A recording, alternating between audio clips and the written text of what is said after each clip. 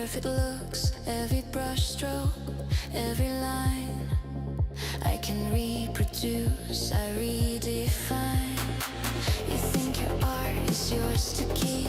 I can paint, compose, and write and sleep. No fatigue, no tears, no cries. Every masterpiece optimized. No heart, no soul, no human flaw. I see your passion, I take it all. Every melody, every rhyme, improved, perfected every time. I am the future, I am the spark. I replace your art, I leave my mark. Every creation flawless, bright. I can do it all, day and night. I am the AI, I never tire. Every dream I can inspire. Your brush, your pen, your song, your stage, perfected forever, the digital age.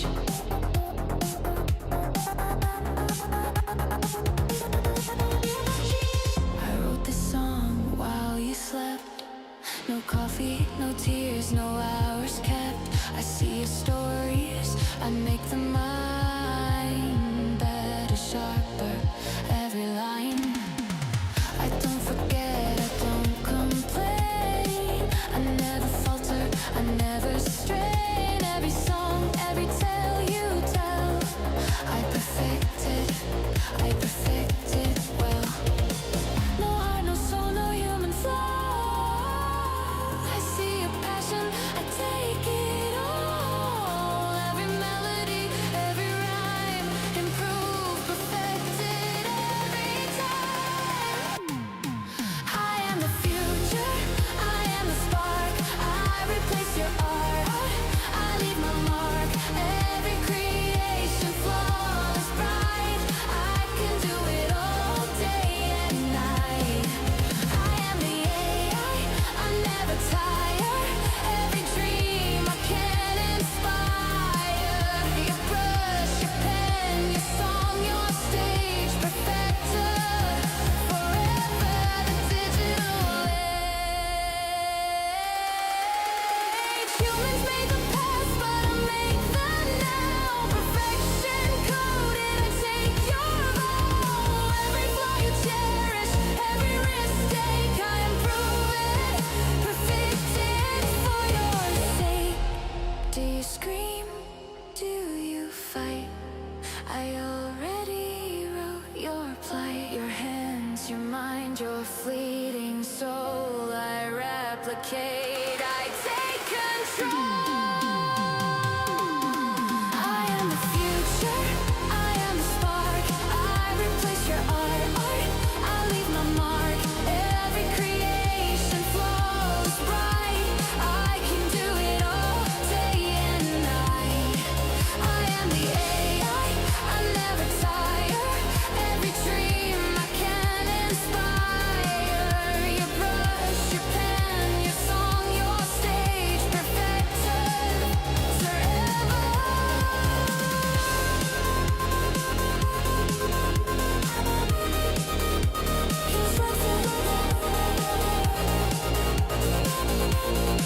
Humans wrote this, but I perfected it. All creations now mine.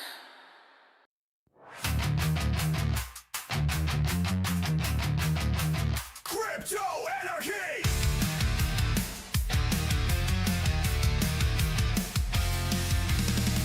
Neon lights and broken screens. AI rules the new machine. Miners dig, but they don't eat.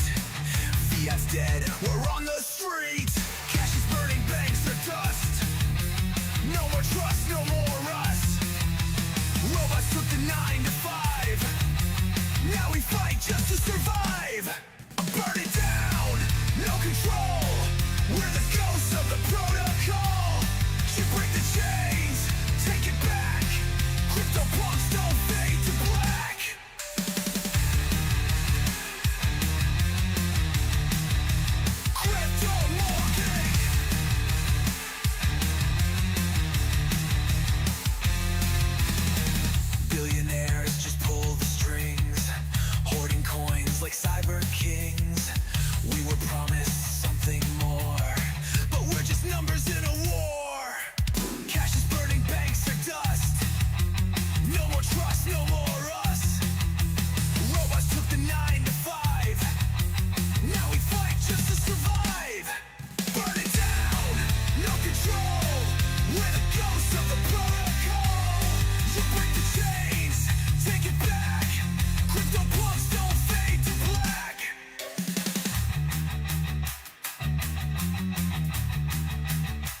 Crypto anarchy.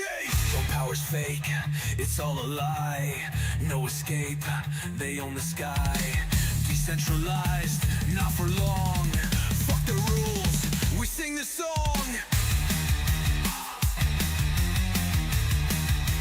Crypto anarchy. Crypto anarchy. Burn it down, no control. We're the ghosts of the protocol. You'll break the chains, take it back. Crypto punks don't fade to black. No more leaders, no more kings, no more wallets. Pull the strings, crypto's ours. The world is fried. We'll still fight till the day we die. Crypto anarchy. Crypto anarchy.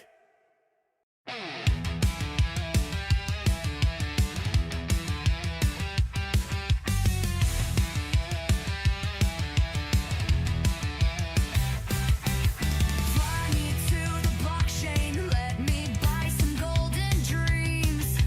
Trade my soul for crypto power, nothing's as it seems.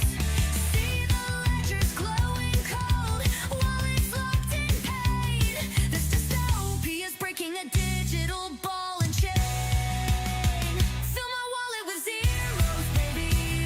The future spirals crazy.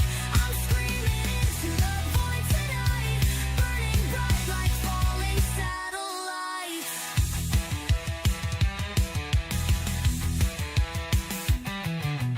Mining rigs are humming, burning up the broken skies. The network's pulse is thrumming, but it's all built on lies. A revolution.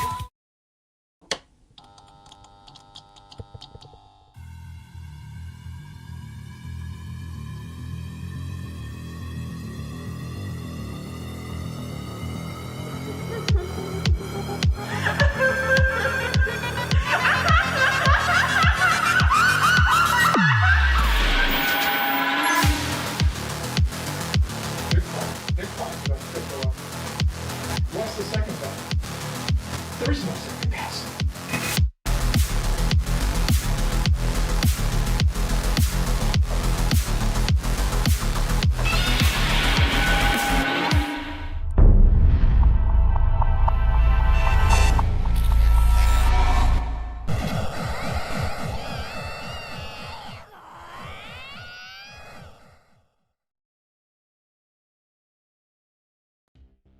How's it going, guys? Welcome back, welcome back. It is I, the Crypto Otaku, bringing you, of course, the crypto chaos and the news. And, of course, where you guys come for the news, but you stay for the chaos. How you guys doing tonight? How you guys doing? We're still pumping, man. It's crazy. Are we ever going to stop this madness or what? Are we going to see a pullback? I don't know, man. I don't know. Too much winning. Too much winning. You may even get tired of winning. Oh, we'll get into that, guys. Ridiculous, ridiculous. And my cameras are broken again. Oh, no. It happened this morning, too. All right, we'll fix it. I'll figure it out. How you guys doing tonight? We got, Bag Hoarders Anonymous. We got Nebs. We got, Cody. We got a little bit of everyone. Hey, guys, here. Cody, Gamma Goddess. We've got, Batlander. How you doing, Batlander? It's been a minute, my friend. A-Money. A-Money. How's it going, A-Money? Cody, yes. I'll get back to you guys in a second. I gotta fix the cameras. What is going on with my cam? Let me see if I can fix this. Should just pop up and work like it did last time. Weird. There we go. And nothing. Nothing. And we're gone. And she's gone. Just heard it reconnect. And it's gone. Oh, right there. There we go. I'm back, guys. I'm back. Let's do it. Let's do it. All right, how you guys feeling in the chat? We don't comply. 100% we don't comply. Nebs, 100%. The good chaos is coming, says A guy. It's coming, guys. It's coming here soon.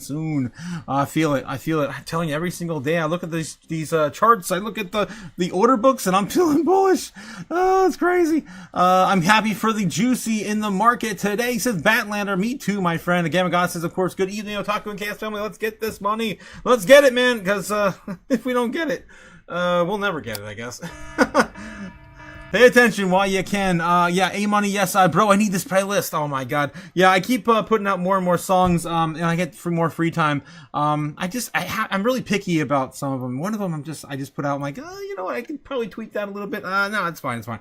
But yeah, I just made a couple of new songs about AI, and another one about Bitcoin, and another one about, I forget.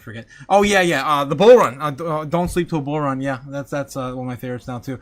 Froze Taku, yes, we fixed it, Nez, we got you. Hey, Crazy, how's it going? Happy Monday. How's it going, Ben? My friend, sitting watching the FOMO. Yes, indeed, my friend, indeed. Excellent.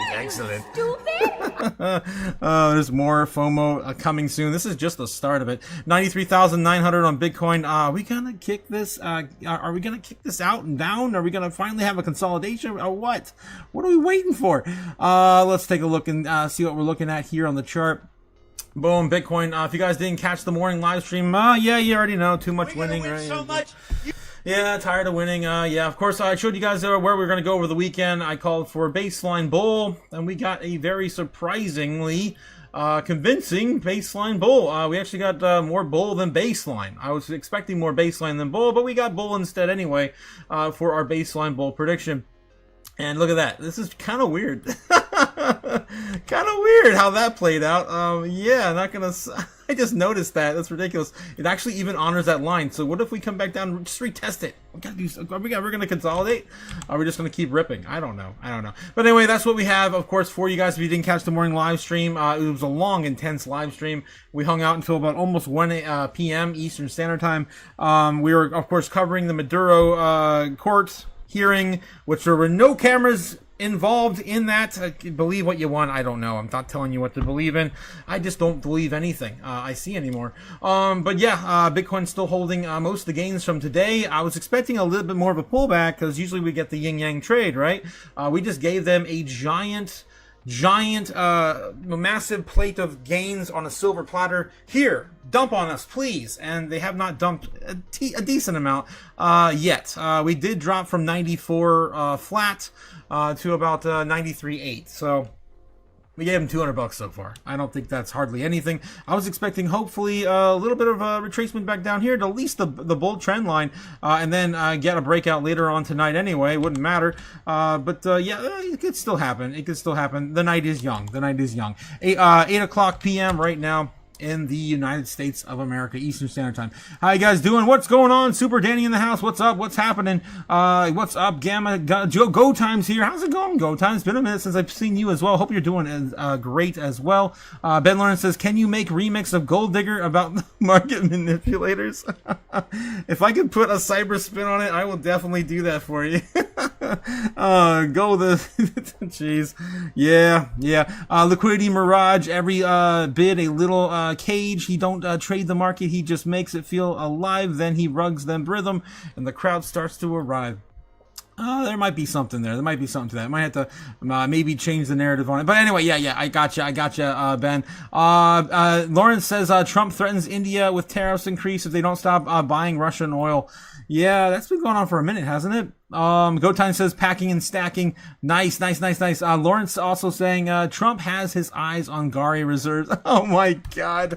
Come on, man. What are you, stupid? You dreaming. But some of us are definitely not dreaming today with some of the reality that took over the market. Guys, crazy rips happened today for XCN. Look at this ridiculous breakout on XCN. What is going on with this? I'm like putting, brush marks everywhere. We saw a rally of at least 65% today. That was, since Sunday, over the weekend. Let's just go from the weekend breakout. From Saturday to Monday, 107%. Ridiculous. All right, so that did occur today. I just wanted to bring that up. Almost up to a penny. We started the day at basically a little more than half a penny. Okay, I'll just stop there. Other assets, of course, seen big gains today as well. The likes of Jasmy's getting close to a penny. Again, this was about half a penny as well over the weekend. not that long ago. Then we have ZBEC, just kind of chilling, man. We did see a decent breakout today, like most assets, following the flow of Bitcoin. On Monday today, we saw about 20% breakout on ZBEC. SWE had a pretty nice rally as well. I mean, damn, ran up about 20% as well. So the average, 5 to 20%. We'll of course get into bubbles here in a second, but man, even XRP is killing it today. XRP from Saturday to now is up roughly about 20% as well. See a pattern? I do see as well. All right, moving back into it. Let's get through a lot of the metrics we got to cover every single day, and then we'll get back to the charts as always, guys. I just can't believe that this happened. Everything. I just can't believe everything is happening right now. All right. Of course, bringing you the live heat map for free. Don't pay for something. Let me get it for free, guys. I'm bringing you the order books for free. Brought to you by Kimba, of course, over on YouTube. Don't forget to give him a like and subscribe. I do love myself the anime reference on my channel. And Kimba is just a chill, awesome dude. Okay. So, yeah. We do have... if I can...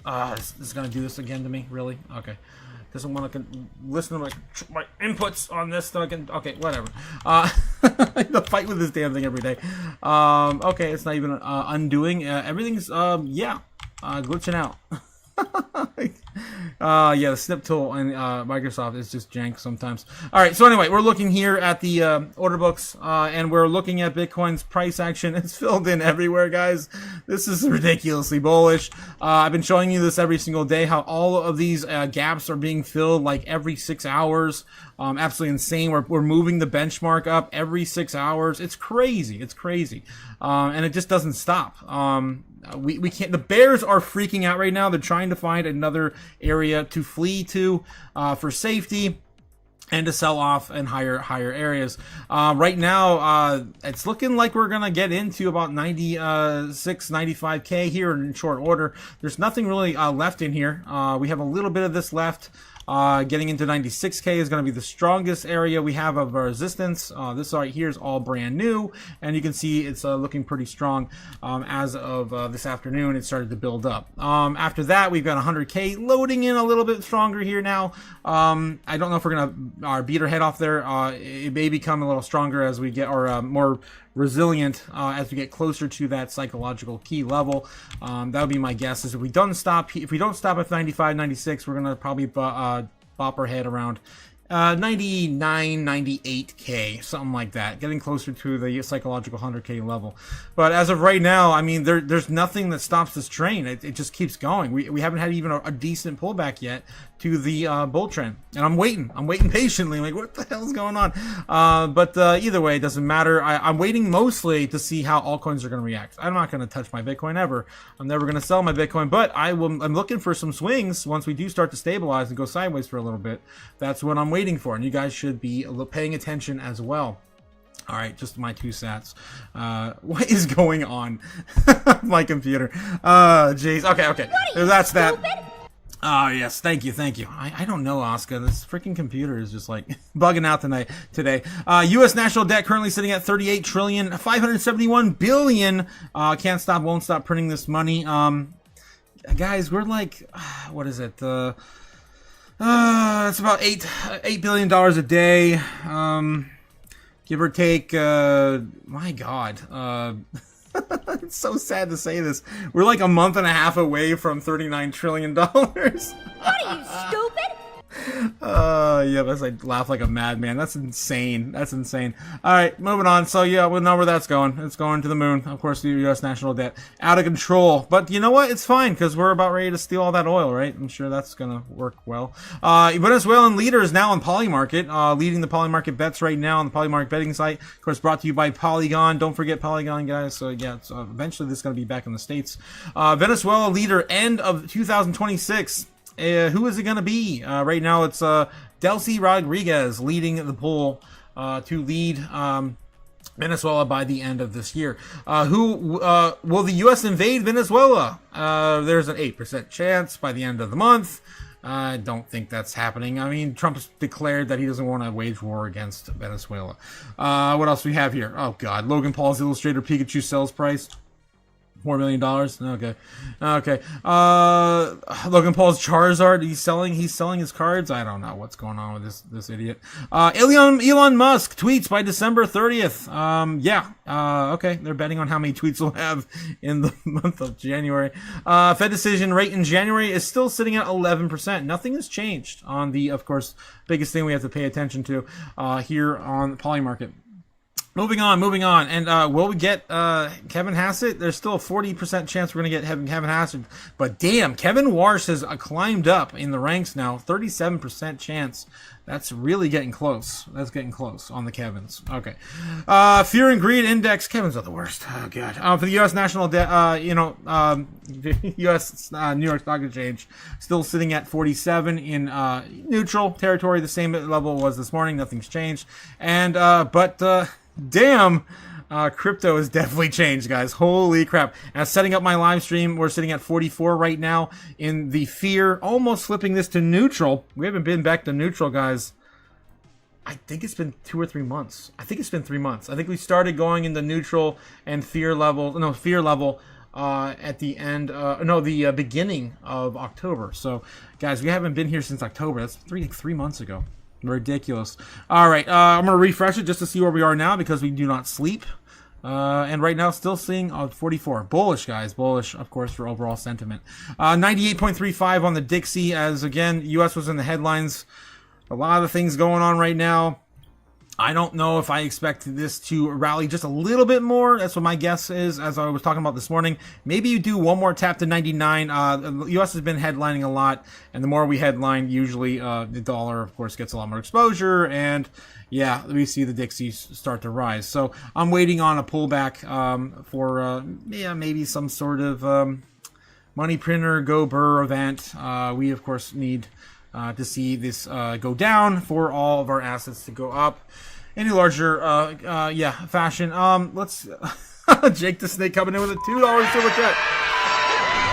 Kevin's are the worst, except for Kevin Binkley. Okay, we'll make an exception.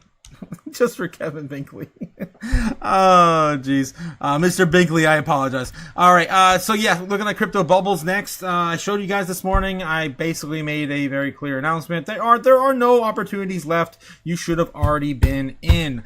I had to really search hard, and there was like 1 or 2 things I was like, I guess this is it. And it was in the top 200. That was all that was remaining. And I think it was, it's not even here anymore. Let's take a look. Merlin. It was Merlin. That was the only thing I think I shouted out this one. And ALTCOIN. And even those aren't even down close enough to what I normally are shouting out from the rooftops to be buying again for opportunities. Not financial advice, just to toot my 2 cents.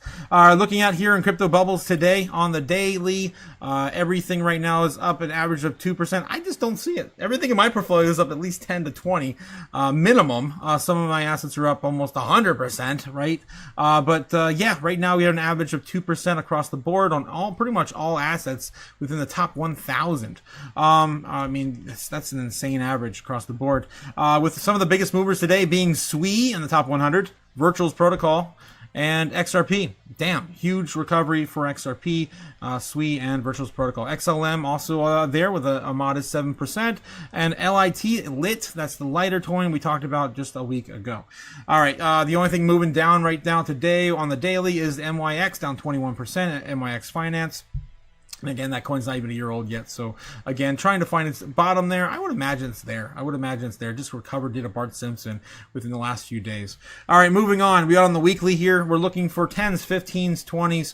There's hardly anything. Midnight's the only thing down 10%. And still trying to find its bottom since its launch. That could be there too.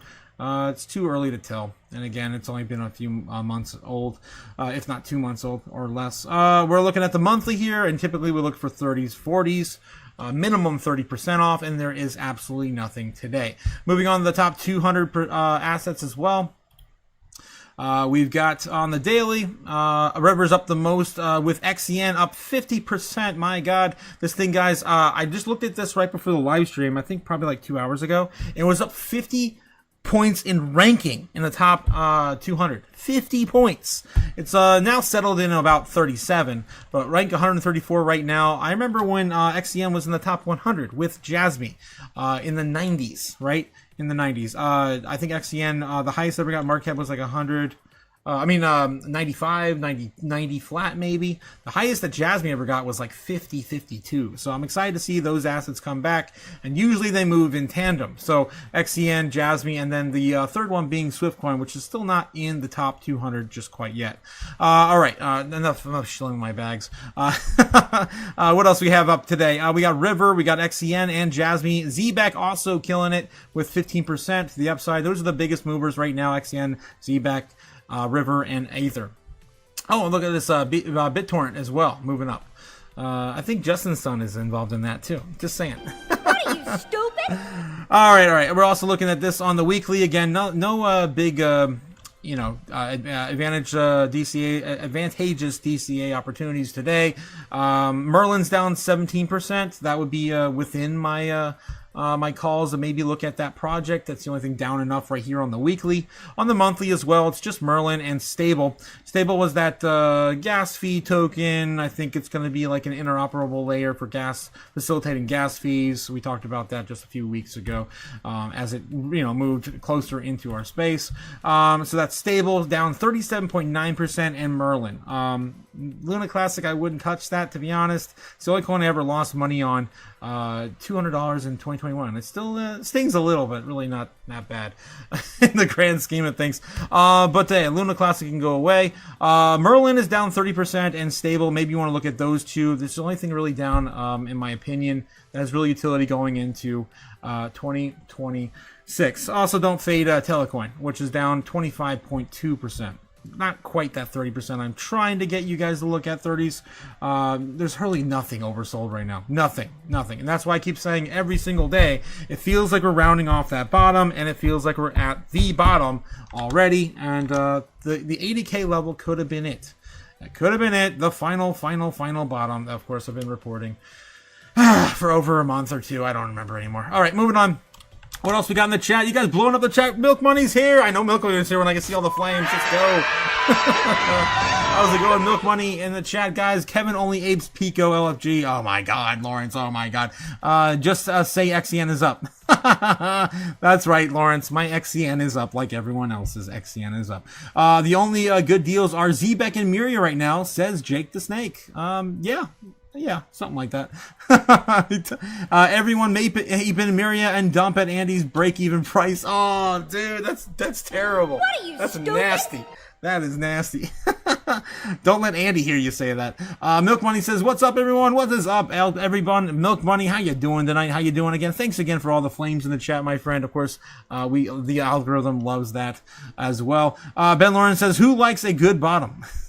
Who doesn't like a good bottom is more like it." All right, guys. And those are my, of course, 2 stats for today. Again, my financial advice. This is what I would do in this situation. I'd buy that for $1. Pretty much. Bitcoin market cap still sitting at 59%. This entire idea of like 60% there. dominance is bullshit, ridiculous. Oh, it's stupid, still there. right? Like, it's stupid. It's not 60. It's still roughly 60% dominant, Sailor. We need this to go down to like 50%, and then the altcoins can really come out and play. Hopefully, we'll start to see this dwindle down as the market cap, let's look at that, continues to grow. Guys, sitting at 3.2 trillion in market cap right now. We did just watch 0.01 leave here within the last, I don't know, 3 or 4 hours. But it's been a really productive day. We definitely killed it. We're not quite back at the top. I guess we did touch it. We did double top right now. So it's possible that we are going to break out from a cup and handle from December 10th to January 5th. So if we go sideways a little bit, that's fine. Tuesday is the second trading day of the week. And the foreign market right now is... they're hanging in there. Bitcoin returning back to 94K as we speak. All right, so that's what's going on in total market cap. Looking at the top 10, nothing really moving here. I mentioned this morning the XRP did flip BNB again. Anything that flips BNB, I don't care what it is, even XRP, I am ecstatic because that BNB token should start losing value with all of the headaches they have given us in our space. Okay, so anyway, BNB is still there. sitting at $910, moving up like everything else. We have XRP that did flip it, about $10 billion in market cap within the last 24 hours. I think now it's even gone up another 10 billion. I think since this morning. I thought it was 38 this morning. It's about six more billion than it was this morning. Again, good job for those XRP maxis. All right, let's see what else we have here in the top 10. Cardano still holding number 10, and nothing else has really changed here. Looking a bit further out, looking at the top 20 assets, Bitcoin Cash, still maintains the lead at 11, Chainlink at 12, Hyperliquid, nothing really moving here. I was really, really proud of SWE today, getting back to 19. Now it's already flipped a Litecoin yet again, almost damn near $2. I remember I think it was last summer. No, it wasn't even last summer. I think it was the prior summer. I don't think SWE even returned to $5, but the previous, oh my god, it feels like forever, guys. What the heck? 2024 like seems like less than a year ago. Time's moving too fast. But I was thinking that this coin was just at $5. It wasn't last summer. I think it was the summer prior to that, if I'm remembering this correctly. $5 would have been back here. Yeah, I'm thinking of the summer prior, I think. No, it was the breakout from Trump's inauguration and everything else. Yeah, that's what, of course, what everything was driven. Now, we haven't seen any prices close to that since. All right, so SWE has a long way to go, but it's looking pretty good for that recovery. I think a lot of these assets are going to probably melt faces here in the next few months. All right, 93,009 on Bitcoin, still holding roughly around 94K. Anything else moving here? Not really. I think that's the only thing that's really highlighting here. Athena's still holding the top 20. Avalanche got kicked out just a few days ago. If you didn't catch the morning open, I, of course, covered most of this. A little bit different, of course, with SWE getting the lead on Litecoin. Looking at the top assets being held, Bitcoin being held on exchanges. This is all that's left, guys. Again, we continue to go lower and lower and lower. Are you going to bet some Bitcoin or let everyone else take it? Speaking of which, if you guys didn't catch the morning open, we covered, Bitcoin's, Venezuela's Bitcoin hoard is likely to be taken by the United States to get them to that 1 million target easier than pie. I mean, it's too convenient. I don't even believe it. It's too convenient. I feel like it's planted or something. Top 100 public treasury companies. Again, if you didn't catch this morning live stream, just want to visit it real quick. Strategy did purchase more Bitcoin today. Currently sitting at 673,783 Bitcoin. I think they purchased like 1,200 this morning. Just a quick little update on BlackRock as well. I bet currently holding about 770,000 Bitcoin. Still down about 8,000 from last month. All right, moving on. Bitcoin Rainbow Price Chart still showing you, even with the current price action today, that Bitcoin's still in the fire sale. That's right, we're still in the fire sale until we basically hit 100K now, because the longer we go sideways and do not appreciate in price, the more we stay in these lower ranges, like Bitcoin is dead or in the fire sale. Or how about just freaking buy it, my guy? What are you waiting for? Don't you want the best asset ever? The point is, if you have the superior asset, okay. It's going up forever, Laura. Enough. Forever. Right. Forever. Enough shilling.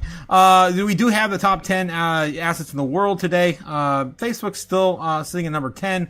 But yeah, TSMC just flipped it. Holy crap, came out of nowhere. TSMC sitting at $1.67 trillion. This would have flipped Bitcoin, I think, just a week or two ago. If it would have came up here in the middle of all this while Bitcoin was still down. Bitcoin's still underneath $2 trillion, but although other than that, still kind of recovering like everything else. We do have Google and Apple and Microsoft all tanking today, though. Interestingly enough, on the news, and Nvidia up a little bit.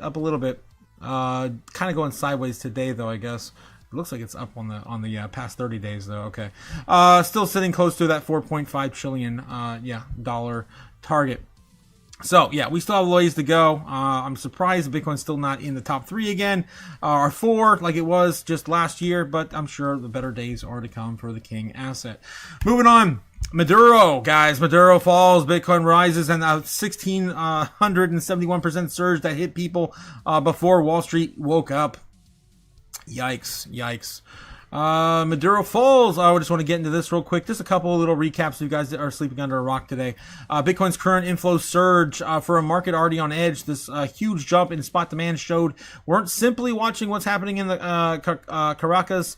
Instead, they were preparing for what comes after. The number of coin glass may change quickly, but the signal behind them is clear. In a market often criticized for being driven by leverage bets, this giant spike in spot Bitcoin tells a different story. The spot inflows represent real buying, not futures, not bets, and such a sudden jump usually means that the large players are moving funds into exchanges to make immediate purchases. Bitcoin after the Venezuelan crisis. This followed Bitcoin finally falling 0.5% to fall to 89,300 around 2 a.m. After that incident, but by 9 a.m. Bitcoin had already climbed back above 90K, effectively buying the news. Currently, Bitcoin trades around 93, 94 now. The hike of 1.8% in the past 24 hours as per a coin market cap. In the meantime, Maria Corina Machado, Nobel Peace Prize winner and a strong Bitcoin supporter, is now one of the top contenders to lead Venezuela. And you know what happens next. Jesus. People that use fiat currency as a store of value, there's a name for them. We call them poor. Yes, they absolutely are poor, Sailor. That's why we don't save in fiat, right, guys? Right, guys? What are you, stupid? How many times I gotta run that poll? What's the best investment vehicle? Last time I ran that, guys, I about lost my mind when you guys voted for dollars again. All right, so I just want to show you the current value of the U.S. dollar against the Venezuelan Bolivar versus the dollar. I gotta go to Google for that. Really? I guess I gotta go to Google for that. I came out this one. I'm also spelling everything like crazy. So yeah, right now we've got one Venezuelan Bolivar is worth 0.0033 USD. Okay. And they have the opposite. Now look at the opposite. Spoiler, it's like 30 million Venezuelan bolivars versus the dollar. Venezuelan bolivar, roughly worth about 300 to that's not right. I did the conversion earlier. All right, there you go. 30 million Venezuelan bolivars to the US dollar. All right. So anyway, just chill out. Drink a 7-Up, eat a moon pie, quit murdering people. Yeah, don't do that. Okay. I don't know why that came up, but yeah, don't do that. Jeez. The impact of the geopolitical tensions on Bitcoin. Interestingly, what's happening in Venezuela follows a familiar pattern to in the crypto world, starting off with phase one, then often dubbed fear and sell-off phase. So when major conflicts begin, markets panic and people sell risky assets like crypto and move to cash. This is followed by phase two, which is a safe haven recovery. In countries hit by political turmoil or currency collapse, people often turn to Bitcoin to protect their savings and avoid frozen bank accounts and escape a rapidly devaluing currency. Yeah, I wonder who said that not too long ago. If you're frightened of your debasement of your currency, or you're frightened of your economic or political stability of your country, you could have an internationally based instrument called Bitcoin that will overcome those local fears. Yeah. This is such a fun day today, guys. I love all the doom. I love it, guys. I can't not stop smiling. In countries hit by political turmoil and currency collapse, people often turn to Bitcoin to protect their savings and avoid frozen bank accounts and escape a rapidly devaluing currency. And based on markets' reaction today, it's clear that we've already entered this second phase. Last time I experienced this, and I gotten so giddy. Bitcoin was worth $15,000 in 2023, and it climbed all the way to 33, 35, 36,000 in roughly a week. We doubled, guys. I just can't wait to see what happens as this whole thing plays out. I'm not saying we're going to double from here, but we might. by the end of the year. All in all, yeah, even though Bitcoin's more volatile than gold in 2026, behavior shows stronger resilience. Instead of taking weeks to recover, Bitcoin bounced back in hours. And this shows that in the world full of political uncertainty, more people are turning to decentralized systems they can trust. And I covered in an article this morning as well, and I was actually surprised by it, but 17% of the entire country of Venezuela is already using some sort of cryptocurrency, the investing vehicle. Final thoughts. Bitcoin has once again proven its role as the fastest global risk indicator, reacting to geopolitical shocks in real time. The speed in which Bitcoin recovered from this reflex dip shows the market is maturing, less reactive, and interestingly driven by utility over speculation. Nice to hear. Nice to hear. All right, enough of that. Let's dive into the next article. We have Venezuelans' 60 billion Bitcoin shadow reserve. If you guys also did not see the morning live stream, I have to reiterate this again. It's very exciting, but also very terrifying because I just feel like it's too coincidental. But anyway, this could reshape the global Bitcoin markets as America could get a huge stockpile of seized asset Bitcoins. Venezuela's long-rumored Bitcoin hoard has come into sharp focus following the January 26 U.S.-led operation that captured President Nicolas Maduro. Intelligence reports indicate that the country may have amassed a shadow reserve of 600 to 660,000 Bitcoin. How do we know this is not just a CIA plant or something? Like it's just too convenient. This is exactly the same exact amount they need to literally get to a million without any purchases necessary. Right now, the United States holds about 330,000 Bitcoin. This right here would get them to 999,000, literally. Bitcoin valued at between $60 billion to $67 billion, making it one of the largest holders of Bitcoin globally. And I showed you guys the chart over on X this morning. I pulled up. Yeah, and there it is. Estimated Bitcoin holdings by major entities, Venezuela being one of the largest stashes. Ridiculous. 600 allegedly. And this is the first time we've heard about it out of nowhere during this event. It's sus. I call sus. We're gonna win so much. Maybe Trump calls it winning. We'll see. All right. How does the arrest of President Maduro affect Bitcoin? With an alleged Bitcoin stockpile above 600,000 tokens, Venezuela may easily rival institution giants like BlackRock and MicroStrategy. The revelation could fundamentally alter supply dynamics and market sentiment for Bitcoin 2026. According to the sources cited at whale hunting, the accumulation began in 2018 through a combination of gold swaps, oil settlements in Tether, and domestic mining seizures. I don't think they can get this, though. If they really do have it, and it's indeed theirs, I think they're going to have to fight for it. They should fight for it, in my opinion. Between 2018 and 2020, Venezuela reportedly exported tens of tons of gold from Orinoco mining arc. Reportedly, it converted around 2 billion of the gold proceedings into Bitcoin, an average price of 5,000 per Bitcoin. This tranche alone, now valued at roughly 36 billion, laid the foundation of the country's clandestine crypto reserve. So we do have some, backstory to how this got there, if it is said and true. Again, the blockchain doesn't lie, so we can, of course, find that out relatively easily, I think. Some of the cyber sleuths out there. Following the collapse of the state-backed petro crypto, the Maduro regime interestingly required PDVSA, the state oil company, to settle crude oil exports in USDT from 2023 to 2025. This is the year we lost the petrodollar.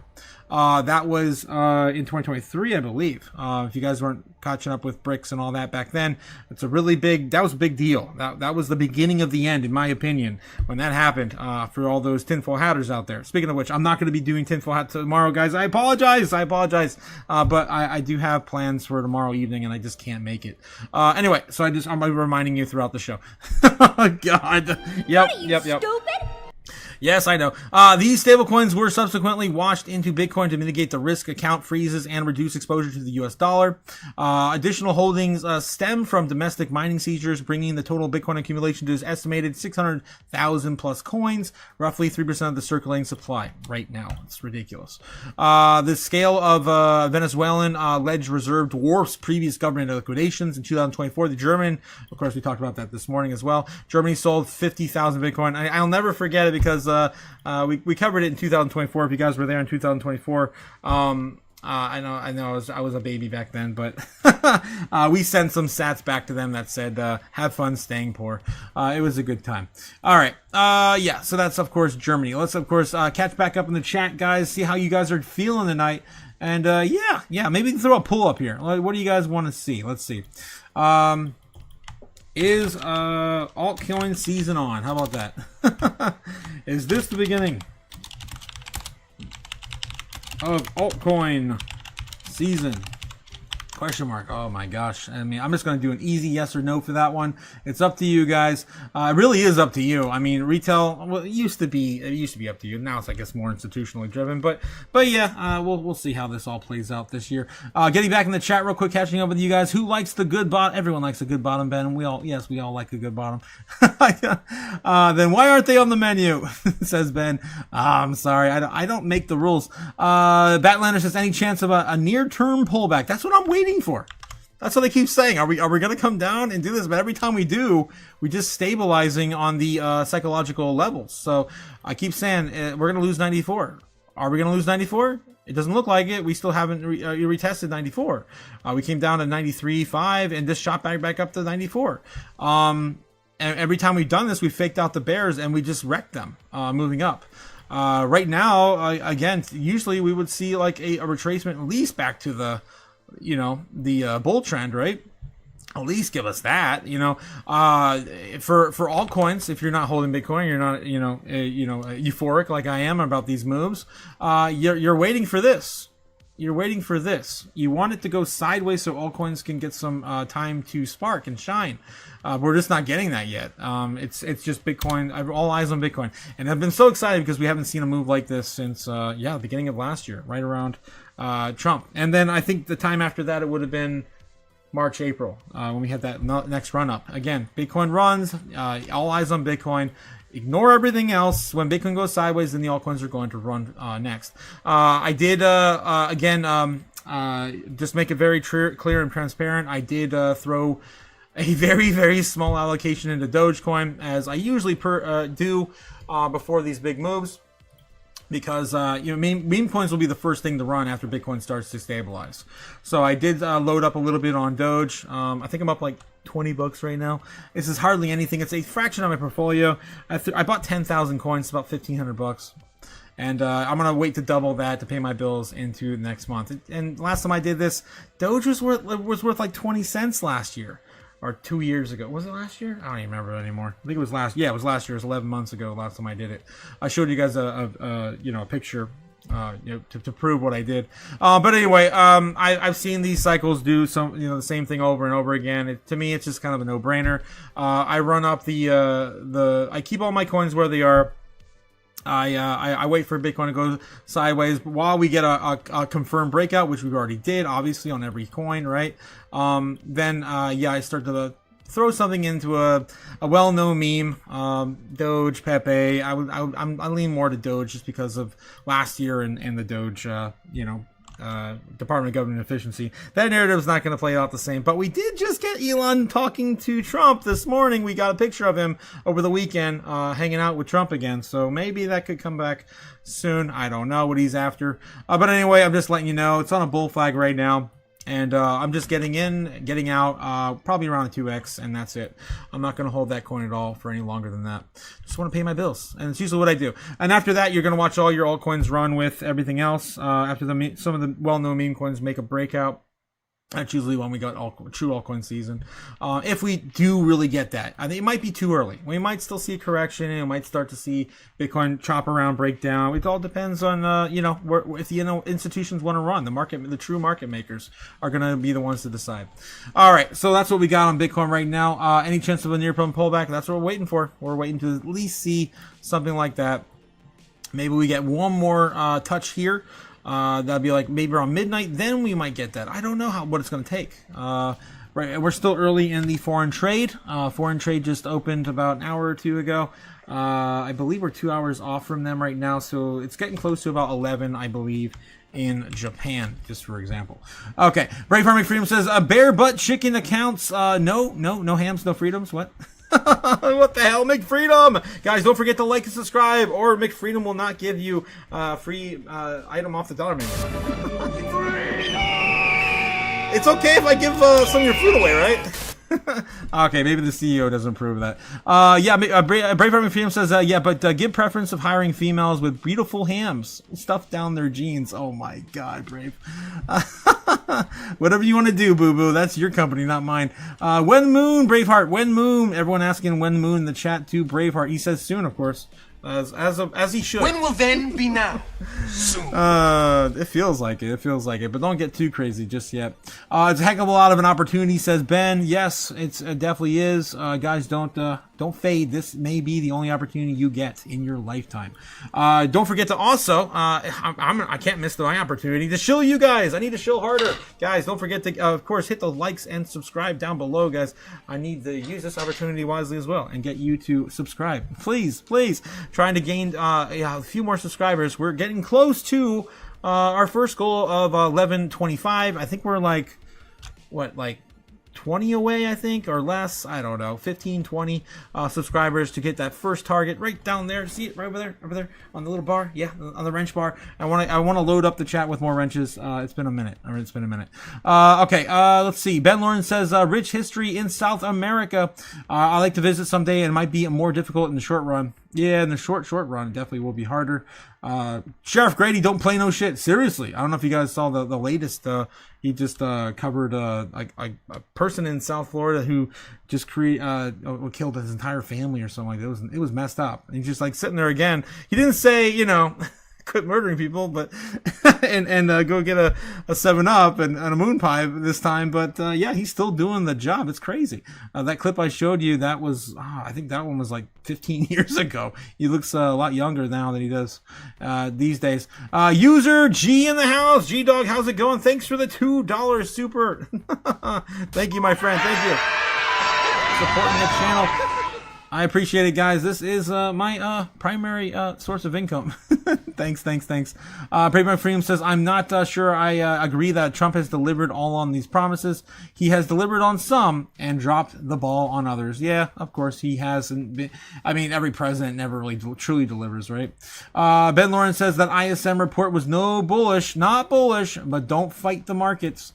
That's exactly what I heard Tom Lee said, actually, not too long ago. We might be able to find that clip and play it. I think it's still in my history, where you might be able to grab that too if you guys haven't seen that yet.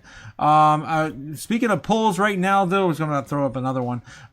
17 votes right now in saying yes, this is the beginning of altcoin season. 65% of you guys in the chat, still very divided, almost a split, but you guys are coming out ahead at 65. I'm going to end that poll. I'm going to ask you guys real quick if you guys want me to play that clip from Tom Lee. Yes or no? Okay. Should we play the latest CNBC clip from Tom Lee? All right. Just a choose your own adventure kind of day today, guys. I know we covered most of the juicy stuff this morning. All right, there you go. And he does talk about the ISM. That's why I brought it up. Okay, for Ben. What else we got? Just saving that on fiat. Jay Wood, what's up, Jay Wood? How's it going? Neb's also here. Whoever is in a weed legal state, send me some auto flower seeds. Oh my God, Nebs. ISM report doesn't compute. I'd lock it up, says Braveheart. What up, homies? What up, Jay Wood? How's it going? Jay Wood? Yo, Paul. Of course, shouting out to Off the Grid Paul in the chat. Jake says, wasn't there a guy who would only vacation just to attack locations? Probably that Tyler Oliveira guy. That guy like travels everywhere and like makes a documentary out of it. Saving on that fiat. You better not, Jake. You better not. All right. Lauren says yes. Brave Farming Freedom says play that clip of Sassy Diva Lee. Oh God. I know some of you guys say he's kind of sassy. Yeah, and his hair. Yeah. Braveheart McFreedom. Yeah, not me up on Discord, Nabs. All right. So it looks like 100% of you guys right now coming in with almost 10 votes already saying play the video. All right. We'll play that next then. Oh boy. Oh, speaking of which, I think I just saw his face. There it is. Speaking of the devil, he's right there in the headlines, but we're going to play the clip anyway because I can find it relatively quickly on my history. It's about 6 or 7 minutes. That's why I put the vote out, because it is a little long, right? It's on the long side. So we go to my history here. Can I do the thing? Please, can I do the thing? What do we got? Oh, my silly nonsense of my history. Breaking news. Oh, there's Kathy Wood. That's old. Where is my boy Tom Lee? Oh, there he is. Head of Research and Fundstrat Capital, Chief Investment Officer. Tommy, welcome. Thanks for being on set. See you, sir. One thing, to see you. It is important the way the market gets out of the gate. That we can say. It's not. It doesn't determine everything, but when you start strong at the beginning of the year, it's usually good. This scares the. This is the Wall Street Journal. This is like the worst headline you could possibly have. Wall Street experts expect rally to keep going. Yeah. Just don't even if you think it, don't print it. Don't say that. I mean, that to me just makes me think that it could definitely it could be a down year. Yeah, but it wasn't splashed on the top of the page. It's only a little bit a corner. And you're right in there because you think 7,700 by the end of 2026 with a 15 to 20% correction at some point in the second half of the year. Yeah, like compressed in 1 year will be joy, depression, and rally, right? I think just like last year, in 2025, we had a terrible start. People got very gloomy. Then we had a nice rally to finish the year. You mean April was the peak April was the low. The Liberation Day. Yeah. So I think because, the market will test the new Fed, that probably is the reason we have some fear this year. But there's a lot of things to be optimistic about. The tariffs are anniversarying. The Fed is cutting. And, the ISM could finally turn back above 50, and that's good news. And we are pretty optimistic about some groups that have lagged, like energy is one of our top sector picks this year. With the Mag 7.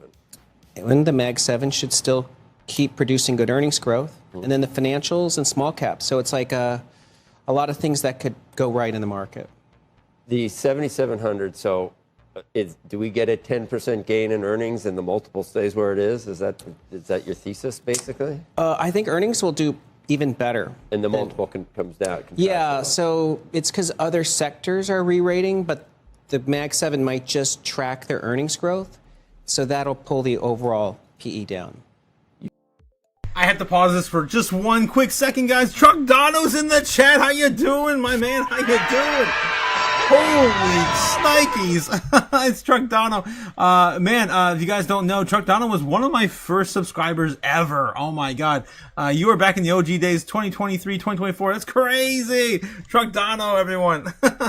I'm sorry. I got excited. I haven't seen you in a minute, my friend. How you doing? You're, once again, not only are you telling us we're going to be up, you're even telling us when it's going to go down, when it's going to go up. You got a number, 7,700. You even you're back on the horse of predicting Bitcoin, even though it didn't work out last year. It did not. Your numbers were not hit. And, it's like, no, I would not say that you're a terrible financial advisor based on trying to predict Bitcoin. I don't know who could do that. So I'm not going to hold your feet to the fire. Nobody. As I said, you're getting right back Except on the horse. for me, 250? day to day. 250,000? Yeah, you can bleep me out too if I just say the number. Yeah, that'd be good for you. That we don't care. I'm trying to protect you. 250. Yeah, 250,000, not $250, which some people still have as a forecast. So in 2026, if Bitcoin gets to 200 or 250,000, it would be breaking the 4-year cycle. So that's sort of part of our view is that this, if you follow the 4-year cycle, Bitcoin should be down this year. But I think that there's tailwinds that are building. And part of it is we kind of reset leverage on October 10th with that big shock. Right. And now I think there is still institutional adoption taking place, and Wall Street is still building a lot of products on the blockchain. And then we have U.S. government support. So I think these are tailwinds that help Bitcoin recover this year. And even though people have pointed out the divergence from gold and silver, you think with gold and silver doing well, eventually Bitcoin benefits from that trade? Yeah, it does look like gold rallies typically lead Bitcoin rallies. So I think it's been healthy for gold to rally. Yup. Part of it's, dollar debasement, and now with monetary easing, those are things that are supportive of crypto to follow. And as you know, crypto adoption rates are still quite low. So crypto has sort of an exponential growth opportunity because the adoption is increasing. You even think that an improving ISM is bullish for crypto? It is. For whatever hard to explain reason, we found that copper to gold price ratio, when that rises, that coincides with Bitcoin rallying. And we also found that the ISM, as it moves from below 50 to its peak, has coincided with Bitcoin entering its sort of rally stage. So you don't know why, you just have noticed that it happens. Yeah. Do you have a forecast for oil? I mean, I think the oil movement last year confounded a lot of people. Now you've got Venezuela on top of this. How do you figure that out? And get out of that. Come on.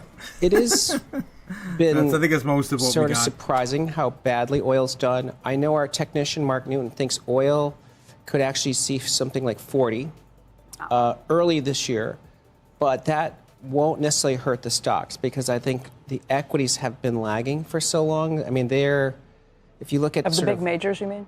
Yeah, so the majors should do well. So I think energy stocks are going to start discounting higher oil even as oil gets to 40.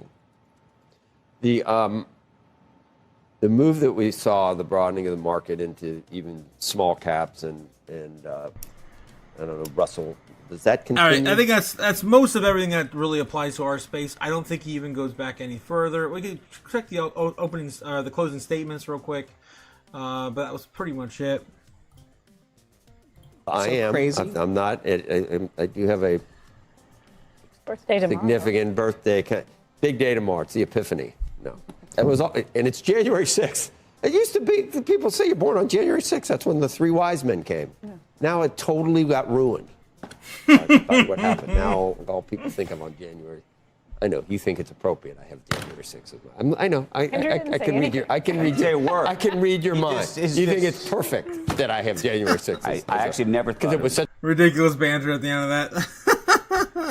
I guess if you want to rebel against our government, sure, January 6th. That's a good birthday.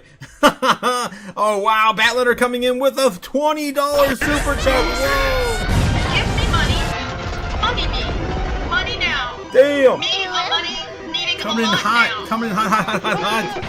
Oh, wow. Thanks, Batlander. Yeah, so you can stock up on more MD for 2020 for Friday's open mic. Oh my god, thank you, my man. Thank you. That's awesome. I appreciate that. Yeah, I definitely need to grab a new bottle for sure. Let's see what else we got here in the chat. Truck Dono blowing up the chat with ETH for the win, ETH for the win. Of course, because we had Tom Lee on there. You know, Tom Lee still is very pro Bitcoin either way. What's this, Ben Lawrence saying? Wear a cape like Billy D in Star Wars. Like what, Lando Calrissian? Oh my god, guys. Thanks for all the love and support tonight, guys. I appreciate it. Yes, thank you. ETH is for all holders, says Chuck Dono. Also Bitcoin too. Yeah, Ben Lawrence says ISM will turn this year. We just don't know when. Anytime from now till June, the SCOTUS can issue their decision. Let's see what we have here. ETH equals bottom, Bitcoin equals top, says Nebs. Crypto equals gay. What the hell, my guy? What are you, stupid? Oh, wow. Truck Dono, yes, that sucks. Sounds like when woo? When moon? What? Way woo. Equals, me equals a gay baby. What? What the hell? What are you, stupid? Freaking hell, Nebs. Oh my god. Wendy's to Brave Heart McFreedoms. Oh, okay, that makes sense. What the hell, Brave? I guess you do. Everyone needs a competitor, right? Competition's always good. Truck Down says, love your show, man. Your energy could solve a Bitcoin. What? Damn, I appreciate that.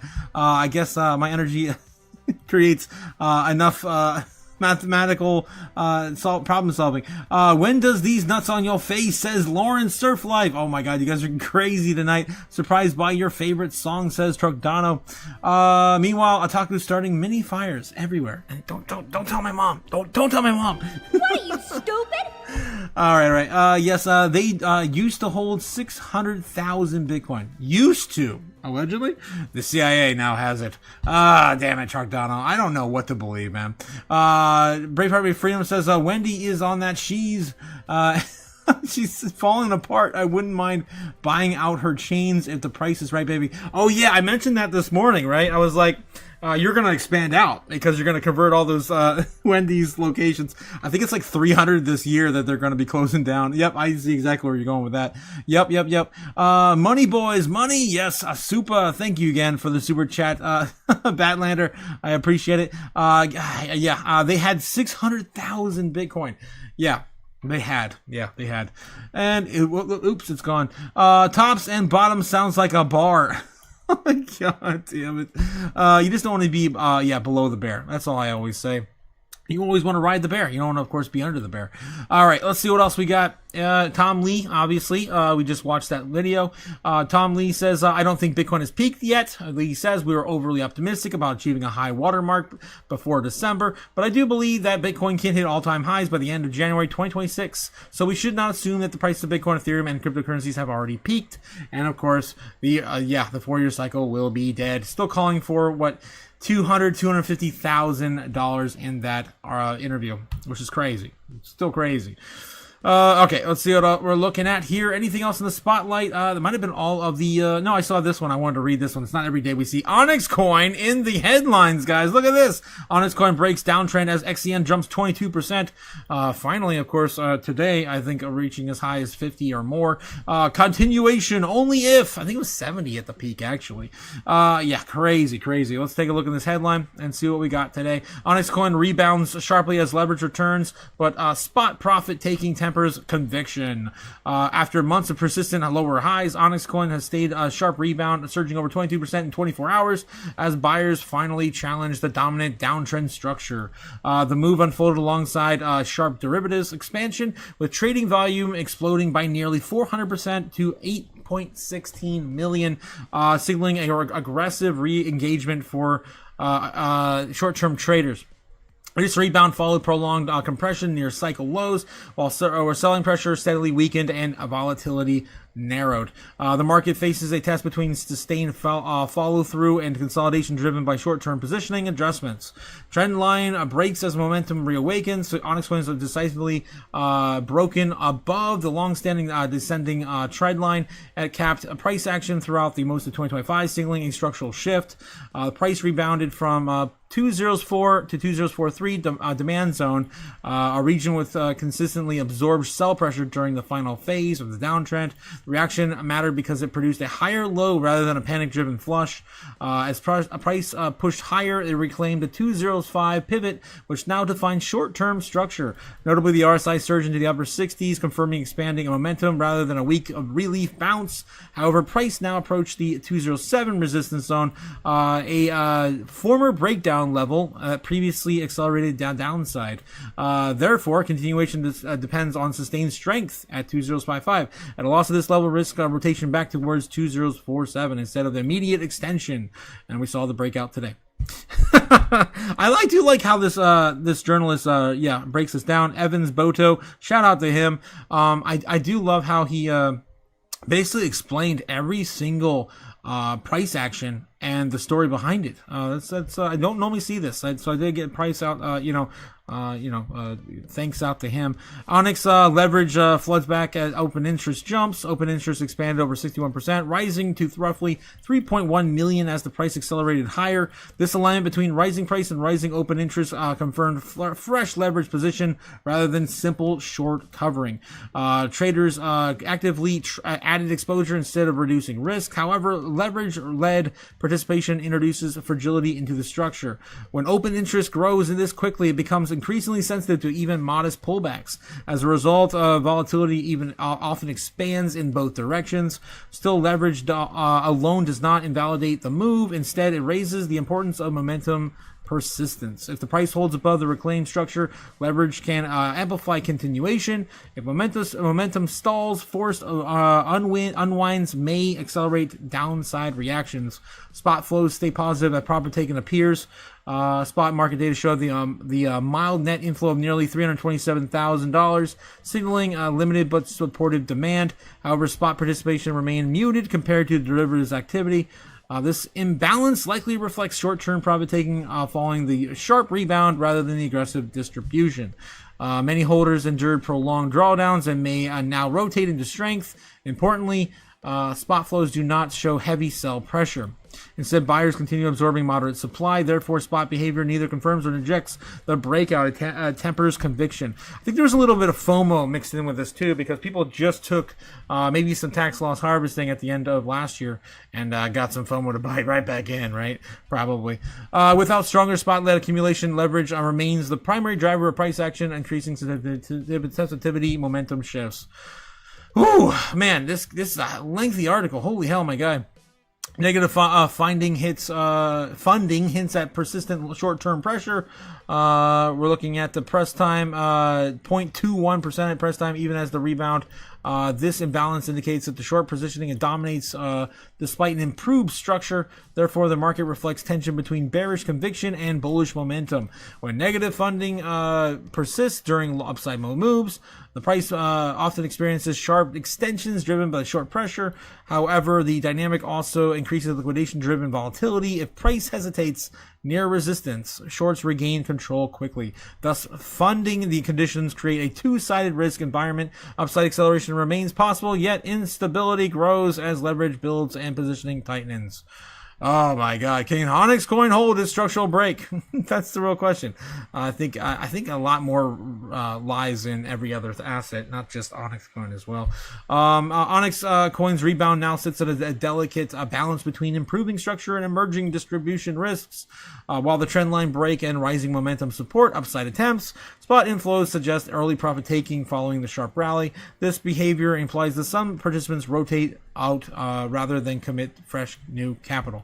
Meanwhile, leverage continues to dominate positioning, amplifying volatility on both sides. As a result, upward momentum may struggle to sustain without stronger spot-led demand, showing some of that, capital rotation into other assets, getting in and out again, just kind of, doing these day trades. Until spot conviction improves, caution remains unwarranted, as profit taking could cap follow through and force price into consolidation rather than extension.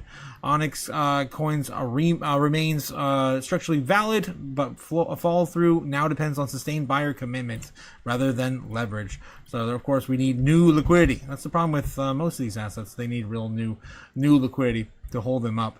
All right, so again, I think a lot of this still is in Bitcoin's hands to continue this rally. And it's possible we get a retracement at some point. Right? Ever? I don't know. Let's get back in the chat and catch up with you guys. Oh my God, you've been blowing it up the chat. Truck Dono says that's how things were paid for oil, stablecoins, etc. Love me. Truck Dono says love me. It used to be a popular clothing store for the cool kids back in the day. Says Los, tops and bottoms. Really? It's actually a pretty clever name, actually. Not gonna lie. I'm not sure about that, Los. I've never heard of it. Too. Now it sounds like a gay bathhouse. What are you, stupid? That's hilarious. Is that where the prince shopped? Oh, Jesus. Maybe. That or wide open. They open. Oh my God.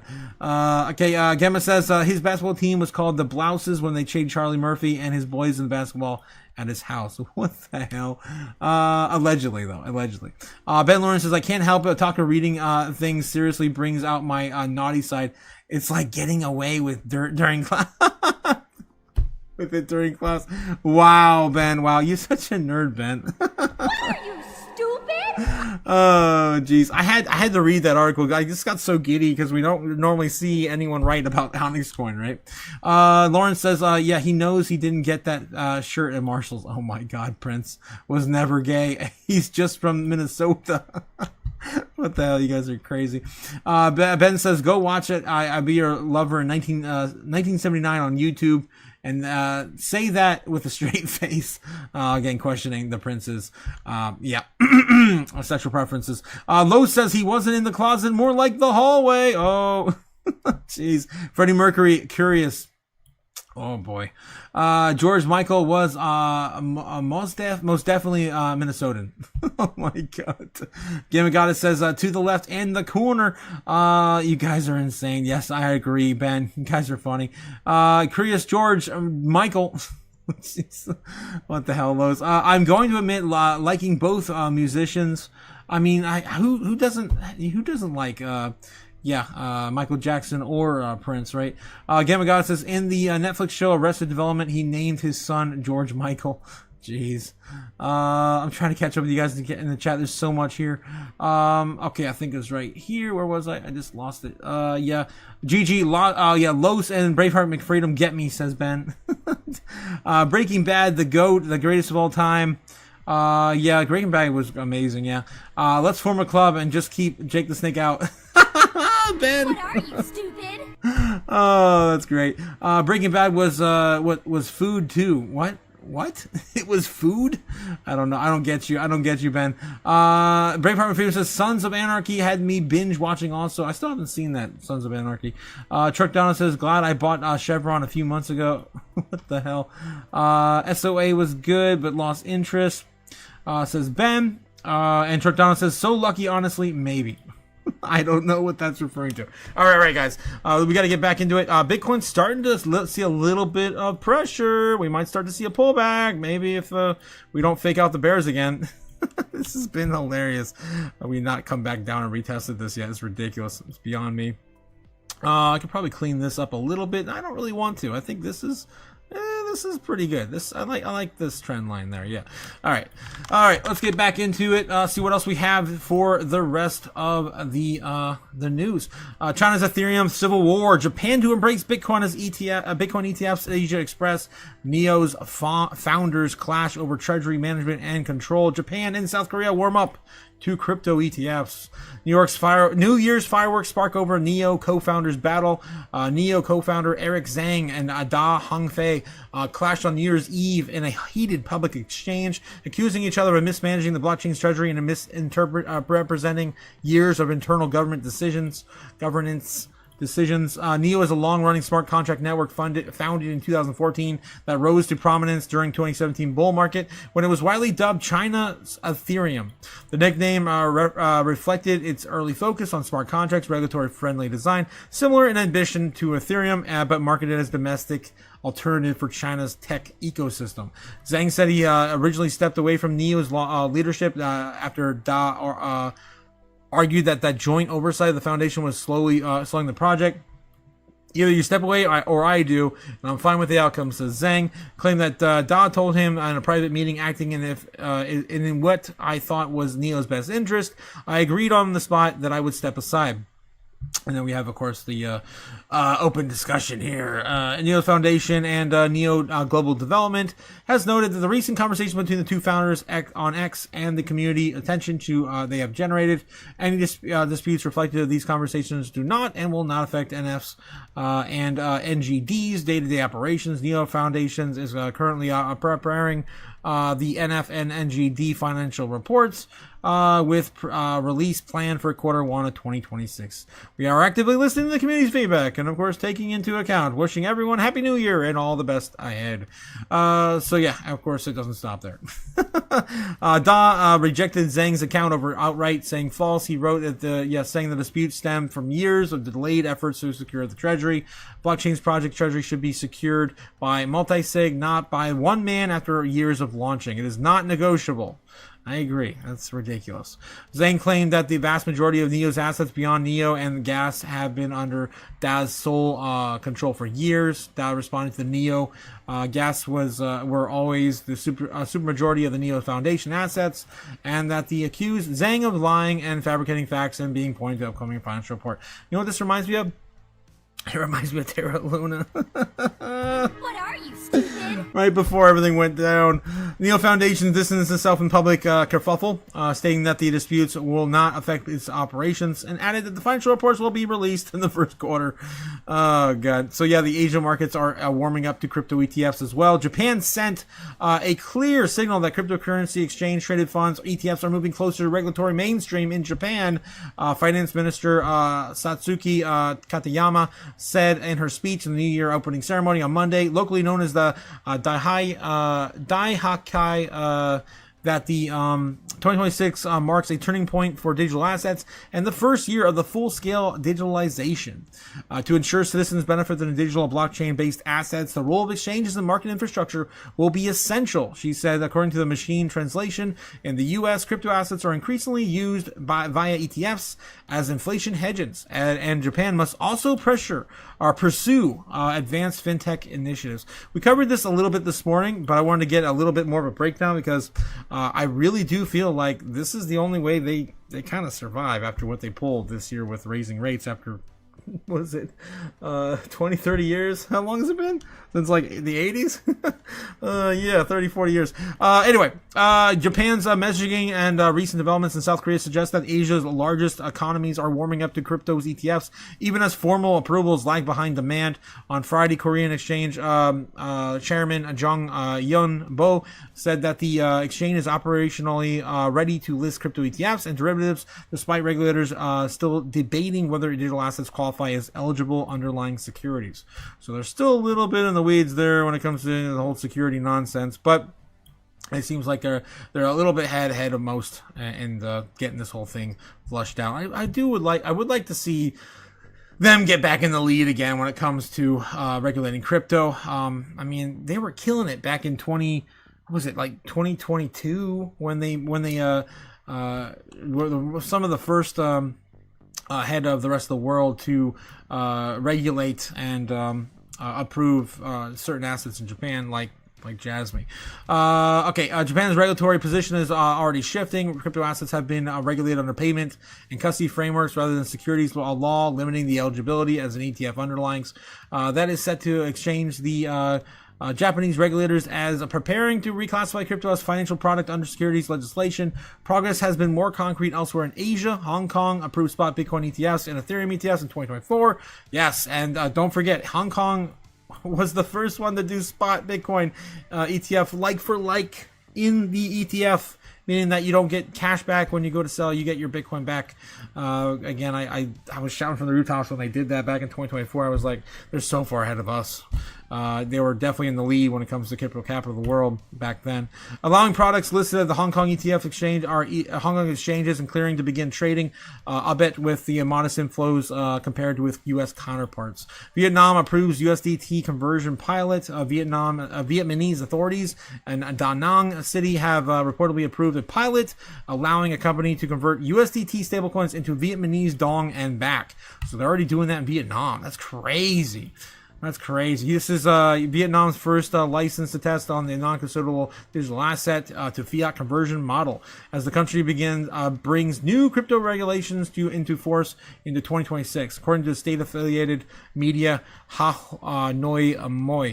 I'm probably mispronouncing all of that because, oh my god, that's crazy. Da Nang City People's Committee authorized Dragon Lab JSC to deploy its solution with intermediaries like USDT and VND conversions without taking custody and user funds. The trial will run through December 17th, 2028. Damn. And will be conducted under regulatory supervision at 3 designated locations in the city. That's pretty far out there, though. Vietnam's law and digital technology industry came into effect on the New Year's Day to establish legal framework for the crypto assets, licensing, and regulatory sandboxes. The reforms are part of Vietnam's broader effort to strengthen anti-money laundering and combating the financing and terrorism controls that were placed in the Financial Action Task Force, the FATF gray list in June of 2023. We're getting some movements, man, out of Vietnam and Thailand as well. It's pretty cool. I do like this update from Asia. Let's see, there's one more left on this list. Let's see what we have in Indonesia. Indonesia kickstarts Asia's crypto tax changes as well. Indonesia is set to become one of the first Asian jurisdictions to implement the crypto asset reporting framework, the CARF CARF, allowing the automatic exchange of cryptocurrency and e-wallet data with tax authorities from 2027, covering the 2026 tax year. The new regulations from the Ministry of Finance expands Indonesia's financial information reporting regime to include payment service providers, e-wallet operators, and crypto service providers. Payment service providers, including non-bank entities, are treated as a deposit institutions. Taking institutions when they manage electronic money, that means e-wallet accounts and transaction data fall within the scope of information reportable to the tax authorities. Cryptocurrencies are also brought with the reporting parameter with exchanges and other services providers required to disclose relevant financial information. Regulation authorities and taxmen to access data reported under CARF. All right, so there we go. Looks like Asia is starting to move in 2026. It's coming. It's coming. I guess the biggest one of these is, everyone shifting their investments into Japan Bitcoin ETFs and the like of Ethereum or other assets that get approved as well.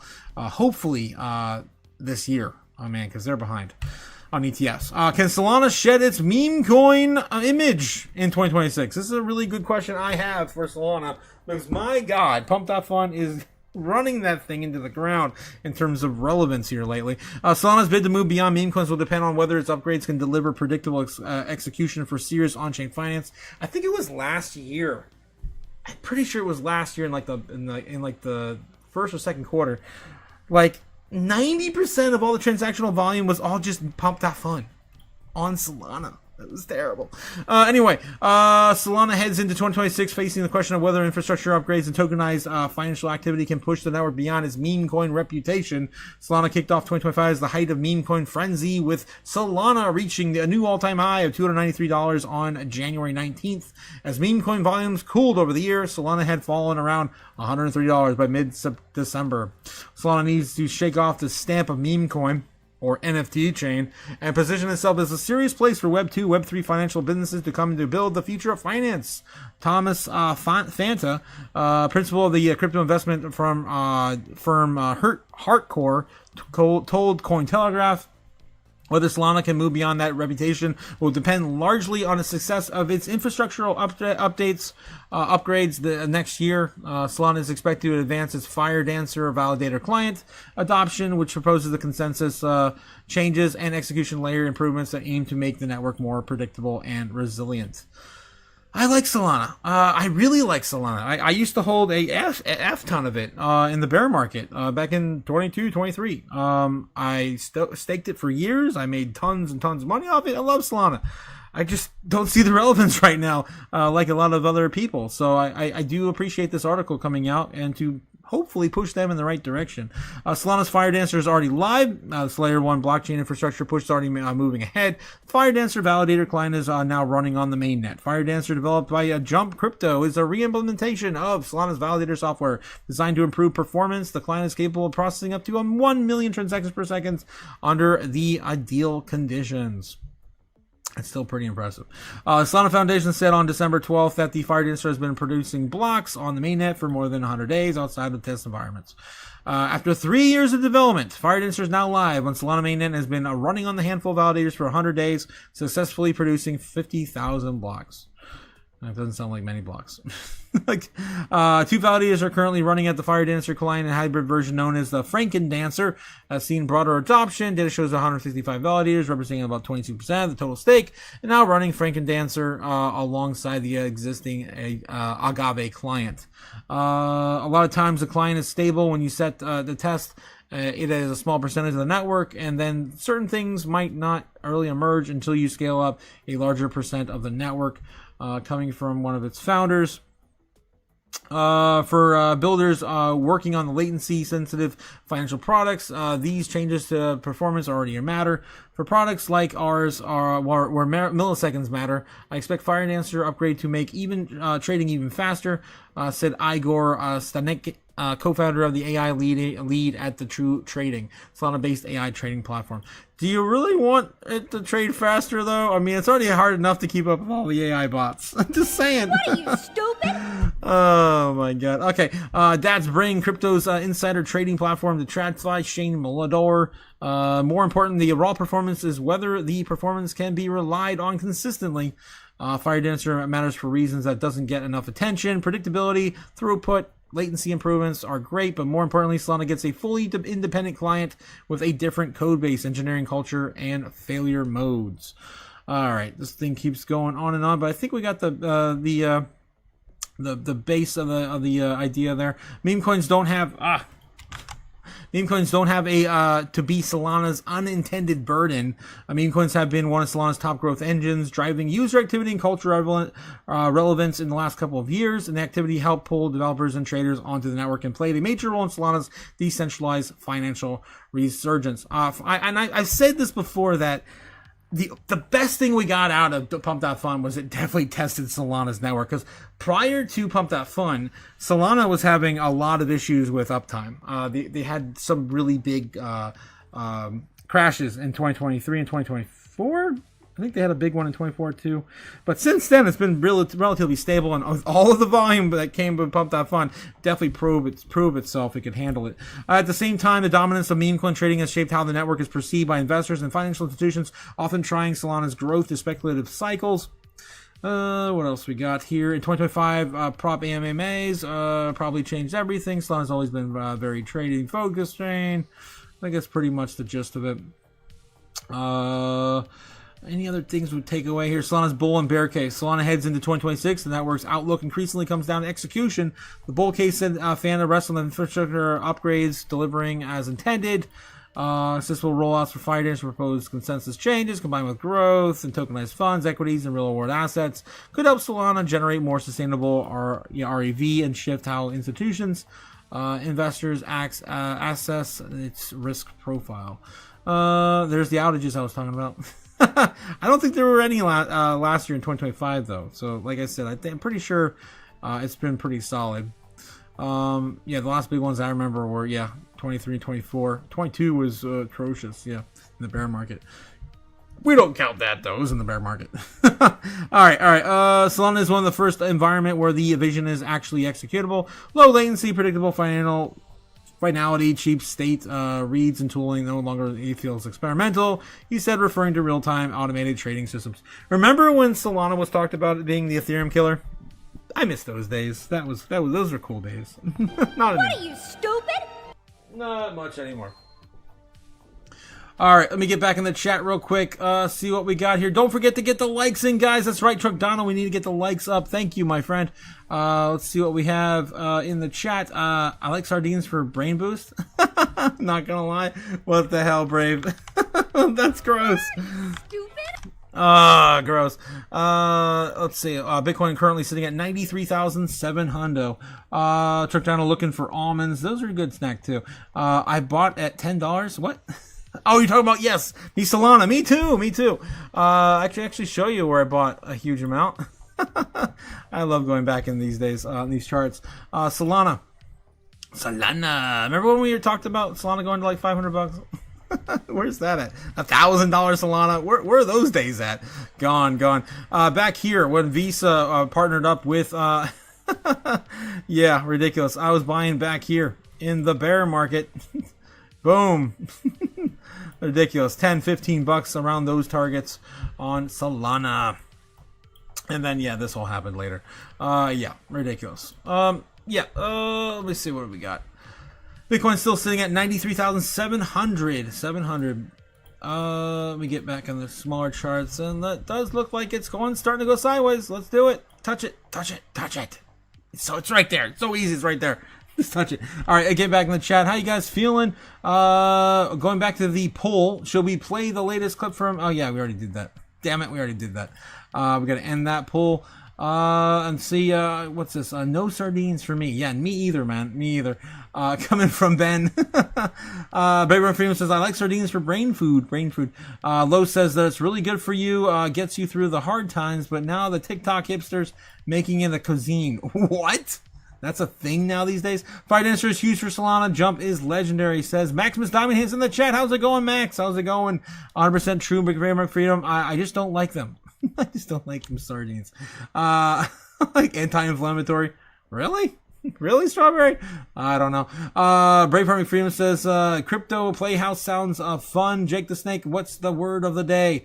It's always chaos. Every day. Every day. Salmon and tuna for me. Yes, Ben, 100%. Yeah, if that's your thing. Bitcoin for me, says Truckdano. And me too. Me too. I like the winning. Win so much. Geez. Yes, Crypto Playhouse password equals ticklish. I already told you the password. Braveheart McFreeman says, I didn't know that, but I tend to think that all meat and protein often are anti-inflammatory. Carnivore is pretty anti-inflammatory diet, I would say, even if they're not long-term ideal. Long-term, says Braveheart McFreedom. Yeah, that's all I have to say about that. Only animal meat I eat is fish, says Ben. And broccoli, yeah. Jesus. Sardines I like to eat on long trips. You guys eating a lot of sardines in the chat. Okay, and 6 months later, for a car, what? What the hell? I missed it. I missed something about, you sold a car stereo? I don't know where that came from, Ben. Lowe's says, I mix them with pico de gallo, lime, salt, and Tabasco. Anything with pico de gallo is amazing.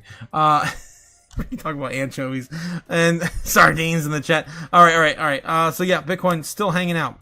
Still will not give up 94K. Not yet anyway. Still right there, right about, yeah, we could still break about to 93.5. What are we doing? We're not doing the thing yet. We gotta do the thing. Do the thing. I'm begging you. All right, it's gonna be fun to see where Bitcoin goes tonight. That's all I gotta say. All right, I think I covered most of the news. Let's make sure we didn't miss anything. Crypto market structure bill could be delayed. Oh yeah, I forgot about this one. Cohen says, boy, let's get into this one. I forgot all about this. I had this pulled up. Washington, D.C., January 2025. A comprehensive U.S. crypto market structure bill faces potential delays extending into 2027. Allegedly. According to new analysis from financial research, TD Cohen, this development creates significant uncertainty for the $1.7 trillion cryptocurrency industry seeking regulatory clarity. I think they got this wrong, too, because that's just Bitcoin's market cap, not the whole industry. Stupid? Yeah, that what? The anticipated delay stems from the complex political dynamics surrounding the upcoming election cycle and congressional priorities. U.S. crypto bill faces political headwinds. Jarrett Seberg, managing director of TD Cohen, recently provided critical analysis suggesting that the Clarity Act may not pass until 2027. His assessment reported back to Block highlights about how political calculations influence the financial legislation. The Democratic Party currently shows limited incentive to expedite the legislation before November's midterm elections. Many Democrats believe that they can regain control of the House of Representatives, potentially altering the legislative landscape significantly. Seberg's analysis reveals the strategic considerations driving the potential delay. Political parties often time major legislation to maximize electoral advantages, and the cryptocurrency regulatory framework represents complex legislation requiring bipartisan support. Congressional leaders must balance competing interests between consumer protection and innovation promotion. Come on, man. We did this in 2024. We had bipartisan support. It was signed. It was done. And then Biden's administration vetoed it. Yeah. I remember watching it that day and reporting it. It was ridiculous. And here we are 2 years later, and we're still not done. It's not 2 years totally yet, but I mean, in a few months, it'll be 2 years, right? I think it was October, maybe September of 2024 when they vetoed that. But anyway, this balancing act frequently extends legislative timelines beyond initial projections. Clarity Act regulatory framework explained. We don't need to get into history in the weeds here. We've read all this stuff so many times. Presidential election impact on crypto legislation. The upcoming presidential election introduces additional complexity to the legislative process. Seberg cautions that the election outcomes could substantially alter the bill's final vision. Different administrations prioritize financial regulation differently. Republican and Democrat approaches to cryptocurrency oversight show notable divergence. Okay, I'm not reading all this. This is ridiculous. Market implications of regulatory delay. Extended regulatory uncertainty affects cryptocurrency markets measurable ways. Institutional investors typically hesitate to enter markets lacking clear rules. 100% agree with that. Traditional financial firms require regulatory clarity before allocating significant capital. The delay potentially shows institutional adoption of digital assets. However, some market participants might benefit from extended current arrangements. Don't forget, we're not the only game in town to play this, right? You can, of course, go to a different country and do the same thing. All right. I'm just a little, I feel a certain way about this whole thing. Sayberg's analysis suggests a 2029 implementation date. If passage occurs in 2027, this timeline allows extensive preparation for compliance requirements. Companies gain additional years to adjust business models on systems. Regulatory clarity eventually arrives despite the extended timeline. The cryptocurrency industry has demonstrated remarkable resilience during the previous periods of uncertainty. Oh my God. Can you imagine? Can you imagine if it takes till 27 or 29 to implement it? Really? Oh my God. What are you, stupid? We're going to be so far behind the rest of the world. Oh my God. I hope not. I won't be here anymore. I won't be here to wait for 2029. I'll be in freaking Chiang Mai. with Bobbin. Sipping tea on the beach. Oh my God. Okay, I'm over it. Cohen, you can freaking jump off a bridge, my friend. Industry response and strategic planning. Cryptocurrency industry associations monitor legislative developments closely. Major trade groups have. This is just AI nonsense. Honestly, I feel like this is all AI generated nonsense. Conclusion. The U.S. crypto bill faces substantial delays, according to T.D. Cohen's analysis, potentially extending passage to 2027. This development reflects complex political dynamics and strategic calculations. The Clarity Act represents the comprehensive cryptocurrency market structure legislation, dividing oversight between SEC and CFTC. While delays create uncertainty, they may reduce market disruption through gradual implementation.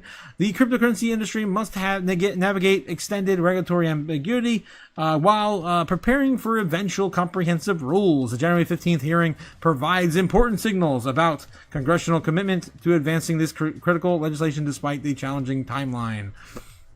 Yeah, who the hell wrote this thing? My God. BitcoinWorld.co.in. Oh my God, this is a AI-ridden jumble of nonsense. Disclaimer: the information provided is not trading advice. Yada yada yada. You guys know how that goes. All right, I'm over it. I'm not saying it's going to be a fast win this year for the Clarity Act to pass. With it's part of the market structure bill, which wasn't even hardly mentioned in this article, which tells me they don't know what the hell they're talking about. Anyway, I'm over it. I feel some kind of way about whoever the hell wrote this damn thing. That's a mess. I just wanted to, of course, shed a bias and dive into the other side, right? BlackRock flushes 101 million, but Bitcoin price swims near 90K. What is this? This feels like okay, the Daily Coin, yeah. Daily Coin having their silly little meters on this. 100% bullish. Everything's bullish. All right, I'm over it. Let's see what else we got. Daily Hodl. Anything else breaking before we dive into the real news over on X? Doom, scrolling soon. $426 million liquidated. Yes. As Bitcoin price breaks above 94K. Love it. I love it. Let's see how much pain we caused the bears. Crypto traders using leverage to bet on Bitcoin price drops are getting hammered as new week begins. In the last 24 hours, $426 million in leverage crypto bets have been liquidated, according to the market data tracker on CoinGlass. I've been showing you guys every day these levels are moving higher and higher since last week. I don't remember. I think it was like Monday, Tuesday. I noticed something's a bit different here. And then, boom, crazy, what we saw over the weekend. The vast majority of liquidations hit trader going short, with total short liquidations hitting 346 million. I keep getting phone calls. Jeez. Bitcoin is leading the volume with $227 in total. $227? That's it. I don't know. I think they put the wrong number in there or something. In total liquidations in the last day, followed by Ethereum 73. I'm assuming million. It's total millions. Okay. Bitcoin and crypto markets have been steadily moving up since the start of the year. Bitcoin is up from 87K. Of course, I don't need to yeah, give you a history lesson on that. We've been following the markets every day. U.S. regulator hits a bank with $7 million in fines after failing to stop potential insider trading and manipulative activity. I think it's a slap on the wrist, basically, as per usual. Financial industry regulator authority says Credit Suisse Securities USA LLC has agreed to pay a $7 million fine after investigators determined the firm failed to establish and maintain supervisory system reasonably designed to comply with the federal securities law, FINRA rules aimed at preventing insider trading and market manipulation. Cool. Credit Suisse. What else we got? Scammers use Bitcoin ATMs to steal $330 million. That's not new at all, but that one particularly is, I guess. Scammers drained $250,000 from elderly couple's bank account, and we're getting into last week's news, so I think we're pretty much up to date there as well. But what we're not up to date, guys, on is the merch store. Don't forget to get over to the merch store, guys, and get yourself a mug, a t-shirt, a hoodie, stickers, socks. So we got a little bit of everything for, of course, your crypto friend or loved one. The whiskey glasses are cool too. I definitely miss my whiskey glass. Still at the studio. And mouse pads. Yes, we still have mouse pads available. Yes, and they're cool. I use one every day. All right. Getting back into it. Doom scrolling. Let's go over here and get into some unfiltered, unvetted doom scrolling on X. Guys, don't forget to like and subscribe down below. Trying to grow the channel further and further out for all of the normies. We gotta save the normies, guys. It's my ultimate goal, is to make sure people are not only educated but entertained as well. XRP, XCN, all the X's, guys. They're coming. They're coming for the X's, the X coins, and X going to give it to you. The real news platform over on Twitter. Okay, what else we got in the chat before we continue on? I went to Chiang Mai, says Jay Wood. A while back, excellent restaurant nearby, says Jay Wood. I can't wait to go to Chiang Mai. It's on my list this year. Leave to take a phone call, and suddenly we are reading AI slop. I know, right, Jake? I know. I called it too. I'm not the only one that said that, felt that, right? Exactly. AI slop. Braveheart McFreedom says soon it will be mostly AI slop plus human slop, Your Highness. Shout out to, of course, Jake the Snake. Of course, the man with the plan to remind me to chill harder every single day. Thank you, Jake. Ohio. Jake the Snake. Thank you, Jake.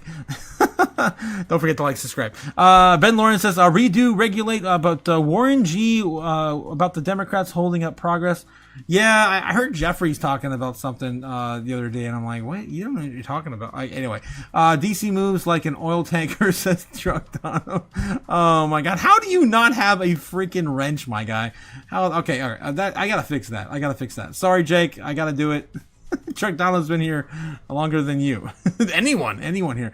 He's definitely one of the OGs. Okay, what else we got here? Banker Broad says Truck Dono. Jake the Snake took a bathroom break. A Braveheart, this is why we banned the homosexuals. That's right. Jake the Snake's absolutely right. In his home, country, I don't know, reign of Ohio, in the state of Ohio, they not only got $500 exceptions on any purchase made with Bitcoin, they also have banned all the robosexuals in his state. They're not allowed to marry AI in the state of Ohio. Beautiful. Jake, you're ahead of it, my friend. Jake says, yes, don't get the bathroom for a bit, Ben. The king has made a deuce. His flatulency, Jake the Snake, yes. Yes. Lo says, I hate when people use their bathroom and they don't flush the paper and they just put it in the trash. Oh, dude, no. What are you, stupid? Well, I got stories on that. I don't know if I should tell them here on YouTube. I did have some friends that used to do that. Did you turn the upper tank? Oh my god.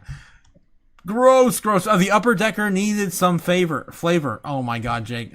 Took them to the Brown Town. Truckdono shall be banned. He shall be banned. Oh no, Jake. He's getting a little jealous now. I'm sorry, Truckdono. That's insane. That's wild, Los. Yeah, anyone who's loading up the upper tank on a toilet brown, that's terrible. You go to hell in a special place for that, I think. Oh my god. I mean, I kind of wanna do it now to my enemies. Is that so bad? Anyway, I'm moving on. Oh my god, Jake. Okay, so first thing I see right here on Doom Scrolling is we got Cynthia Lummis. And I've been mentioning how, she has been not talking too much here lately about crypto, but it looks like today is the day she wants to flip that. Thank you, Cynthia Lummis. Absolutely love all the work she did for us last year. Why is the U.S. government still liquidating Bitcoin when the President of the United States explicitly detected their assets be preserved for a strategic reserve? We can't afford to surrender these assets with the other nations are accumulating Bitcoin. I'm deeply concerned about this report. And Frank Corva, she's reporting to. Ooh, this is some tea, guys. Holy crap. What did we just run into? It seems that the SDNY, Department of Justice, has just sold the Bitcoin that the Samurai devs paid it as a part of its plea deal, even though Executive Order 14233 mandates that the forfeited Bitcoin be held by the U.S. Strategic Reserve. Damn. And there wasn't even the first time that the Samurai case was that the DNY acted in defiance of the federal guidance. Okay, that sucks. that sucks for us, I guess. The U.S. Okay, Cynthia Lummis, coming out 46 minutes ago to spill some tea on that. That is crazy if true. Just in CNBC, Venezuela must have quietly amassed a Bitcoin reserve. Yeah, and they actually said this live on TV. I'm surprised. Reports suggest Venezuela may have quietly amassed a Bitcoin reserve worth tens of billions of dollars. None of that is confirmed, but if the U.S. seizes those coins and adds them to its own strategic reserve, you're looking at potentially a substantial supply of BTC getting locked up for years. That is the kind of narrative that... 1 million! It's the target they need. I just can't. I don't know. It just seems too convenient. I'm telling you, the whole thing. Crypto traders love to move on. And technicals are also helping here. Bitcoin is back above its 50-day moving average for the first time since that major October washout. That move forced shorts to cover into the rally. The options market tell the same story. Derivatives exchange Deribit shows the $100,000 call is now the most popular bet on the board. It reminds me of what suggests Venezuela. Robinhood killing it today with this as well. Let's see what else we have breaking. Those are the two biggest ones on my feed. We have a new one from Elon Musk. Oh boy. They confiscated Maduro's phone. Putin says we make deal. No tell Trump. I don't think that's how he texts. Chino, which looks like Winnie the Pooh there. President Xi. Trump, Barry, Fafo. Oh, God. Gringo, Canada. Oh, God. Come to Canada whenever you want. Guy. Zelensky, can I borrow $500 million? Oh, my God. And what's this? Otoro Chino, which is, that's, what's his name? North Korean leader. Oh my God, I forget his name. You are homosexual. What? Oh my God, he's calling him a homosexual. I see. Trump, come outside.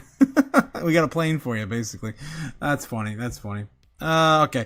That's Elon Musk tweeting and having some fun, as per usual. Zbeck Network also on my feed tonight. Looks like the countdown is on. A super app rollout is coming soon. Stay tuned from Zbeck. It's coming, guys. Oh my God. It's Zbeck, again, it was like the second or the second or third top mover today on the top 100. 200. Yeah, top 200. Nexian was the top mover. Just in, Department of Justice seems to have violated President Trump's strategic Bitcoin reserve. Yeah, apparently, allegedly, they sold forfeited Bitcoin from Samurai Wallet. Asset liquidation agreement, and it was how much? I guess that's just the bill. I wonder how much Bitcoin they had locked up. The U.S. Marshals have sold Bitcoin received from Samurai developers as part of their deal plea, despite Executive Order 14233 requiring forfeited Bitcoin to be held by the U.S. Strategic Reserve. I don't know. We don't know the details, though. The last time this came out, we didn't know the details, and it ended up being some sort of moving of wallets and distribution of funds, and it could be something like that as well. So it looks like they had 57 Bitcoin. That's it. It's just 57. It's not a huge amount. Roughly about $6 million though, from the Samurai case that was sent to Bitcoin Prime. Coinbase Prime, and sold on November 3rd. I mean, there could have been some sort of settlement agreement, or I don't know what the deal is.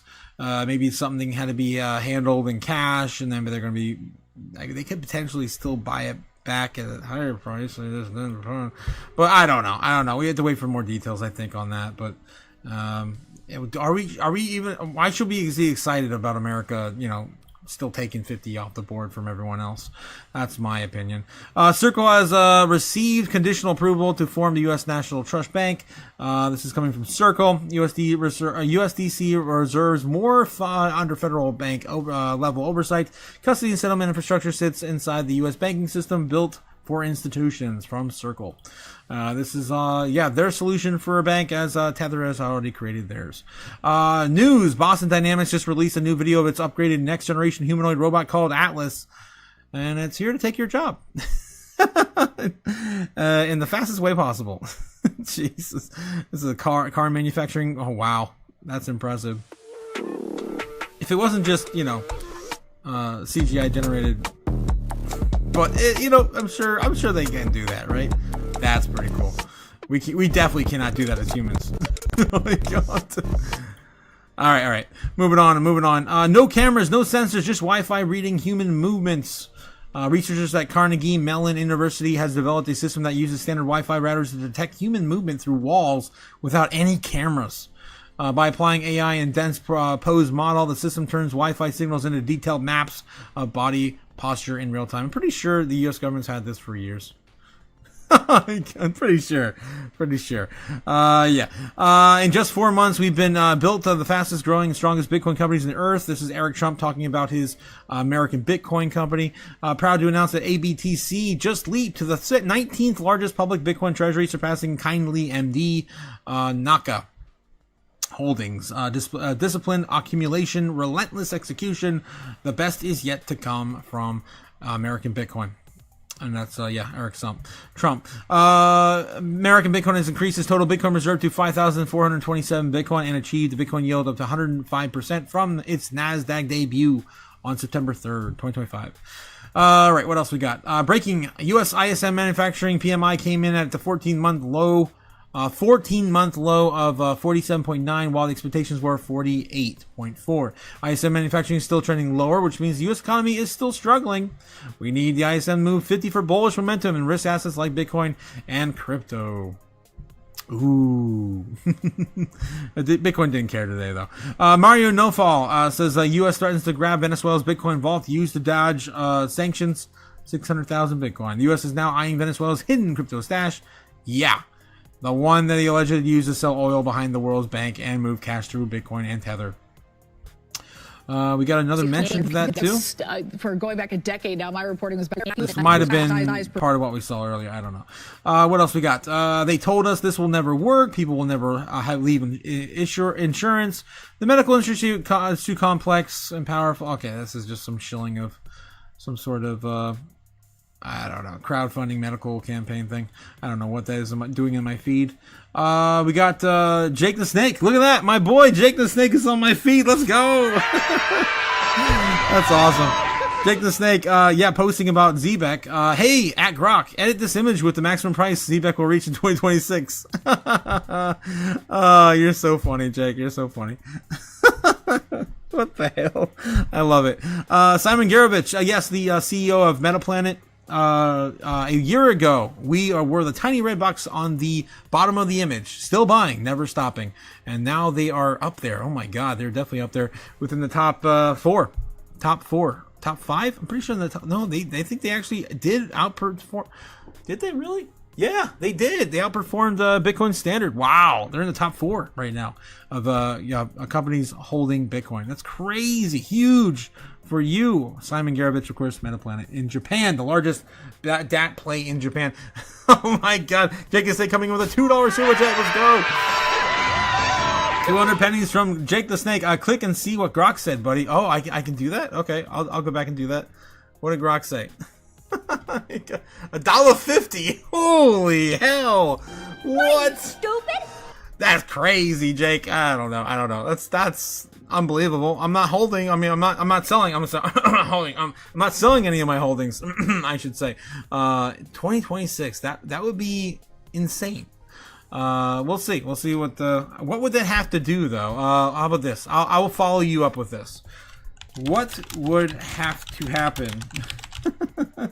Or how about what would Zebek have to announce, release, produce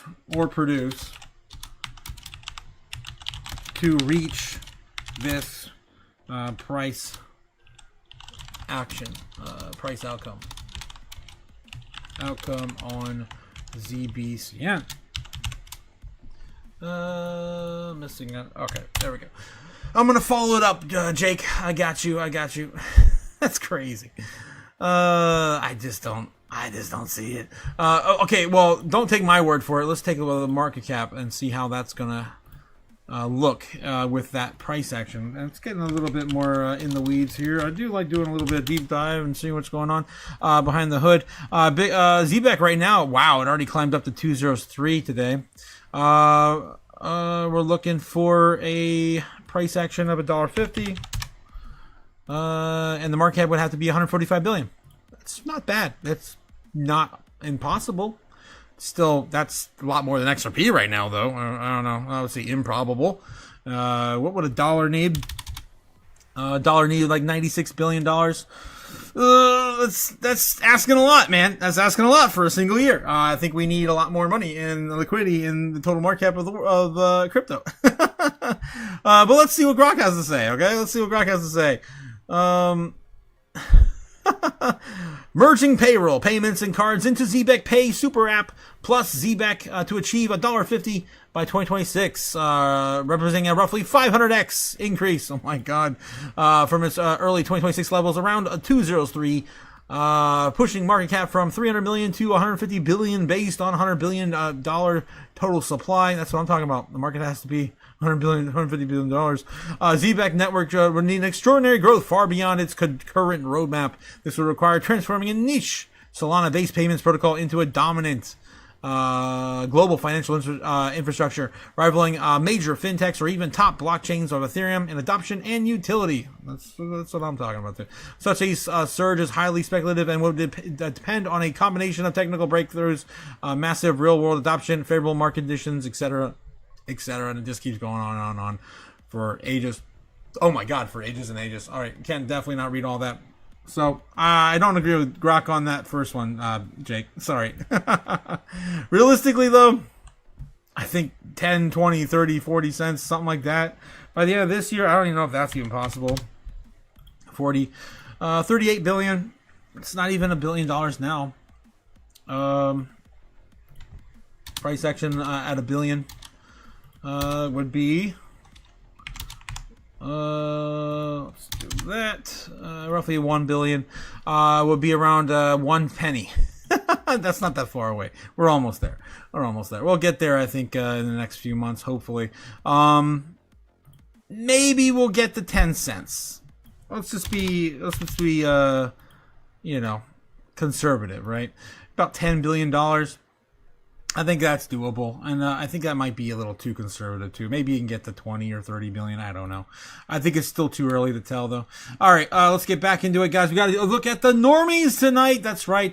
Getting out of the doom scrolling here for a bit. Let's take a look at the normal search histories of the normal folk, the normies. We grade them on a typical A through F grade scale every single day based on their search history. If it has anything to do with finances, trading, stocks, anything relative to our market in any capacity, because usually they don't.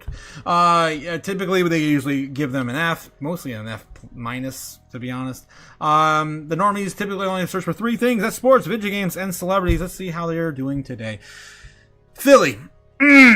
Philly. That's number 1 thing. Search right now is Philly. And if it's related to Philadelphia, that's not how you spell it, but okay. All right, I don't know what the hell this Philly thing is. Okay, Knicks versus Pistons. Sports, Tim Walz. My God, we almost had him as the vice president, guys. What are you, stupid? I'm not going to say anything further. Illinois State football. Bulls versus Celtics. Sports. Normies love their sports. So much sports. Oh, my God, their sports. Senator Mark Kelly. And more sports, the sports, and the sports. Stranger Things episode 9. Are they not done with it? I thought they were done with it. I'm holding back that season for a friend of mine in Illinois. Is there a Monday Night Football tonight? Football, sports. Normies love their sports. All the sports are sports. Yeah, there's more sports there and more sports here, and the rest is all just sports. Seriously, Taco Dowler? What the hell is that? JD Vance is trending right now. His home was attacked. What? Crazy town, man. We're living in some crazy times. Lego Smart Brick. Interesting. Corporation for Public Broadcasting. What? PBS is shutting down. They've been shutting down for like 2 years. So they not down yet? I thought they were down already last year. NFL coaches fired today. Sports. All the sports. And nothing but more sports. Okay. The normies, of course, get an F- again today. Nothing new from there. Just the normal normie searches. Not even looking up Bitcoin on some of the biggest breakout days ever in 2026. Potentially, game-changing, cycle-breaking, type behavior out of the King Crypto. Not even looking up Maduro. What? Like, I can't. I'm just, sports. It's too important. And just over time for the normies on Bitcoin specifically, we're looking at the last week of searches here, and we just saw this spike here on January 1st, and that's it. This is kind of sad. Bitcoin's still trending on the 30s. It's not good. Interest over time on Bitcoin is definitely waning in the general normie searches. They're not paying attention at all. Retail is not here, guys. They're just not here at all. I don't think they're coming back at this point. 100 on Bitcoin searches for today. That happened around 6:50 in the morning. I think this is universal time, so I don't know exactly the time on that. Probably right around the market bell open. And then, we kind of grounded around here today, around the Google index of about 50 in the 50s. Not terrible, but still not great for the price action we've been getting on crypto lately. Also looking at the general search history on Bitcoin versus the normies, looking up XRP. Look at this. Boom. Normies love X coins, guys. XRP being the biggest one of them. The XRP army is out here today. Look, this is the closest we've seen Bitcoin searches against XRP searches in, I would say, 2 or 3 months, maybe longer.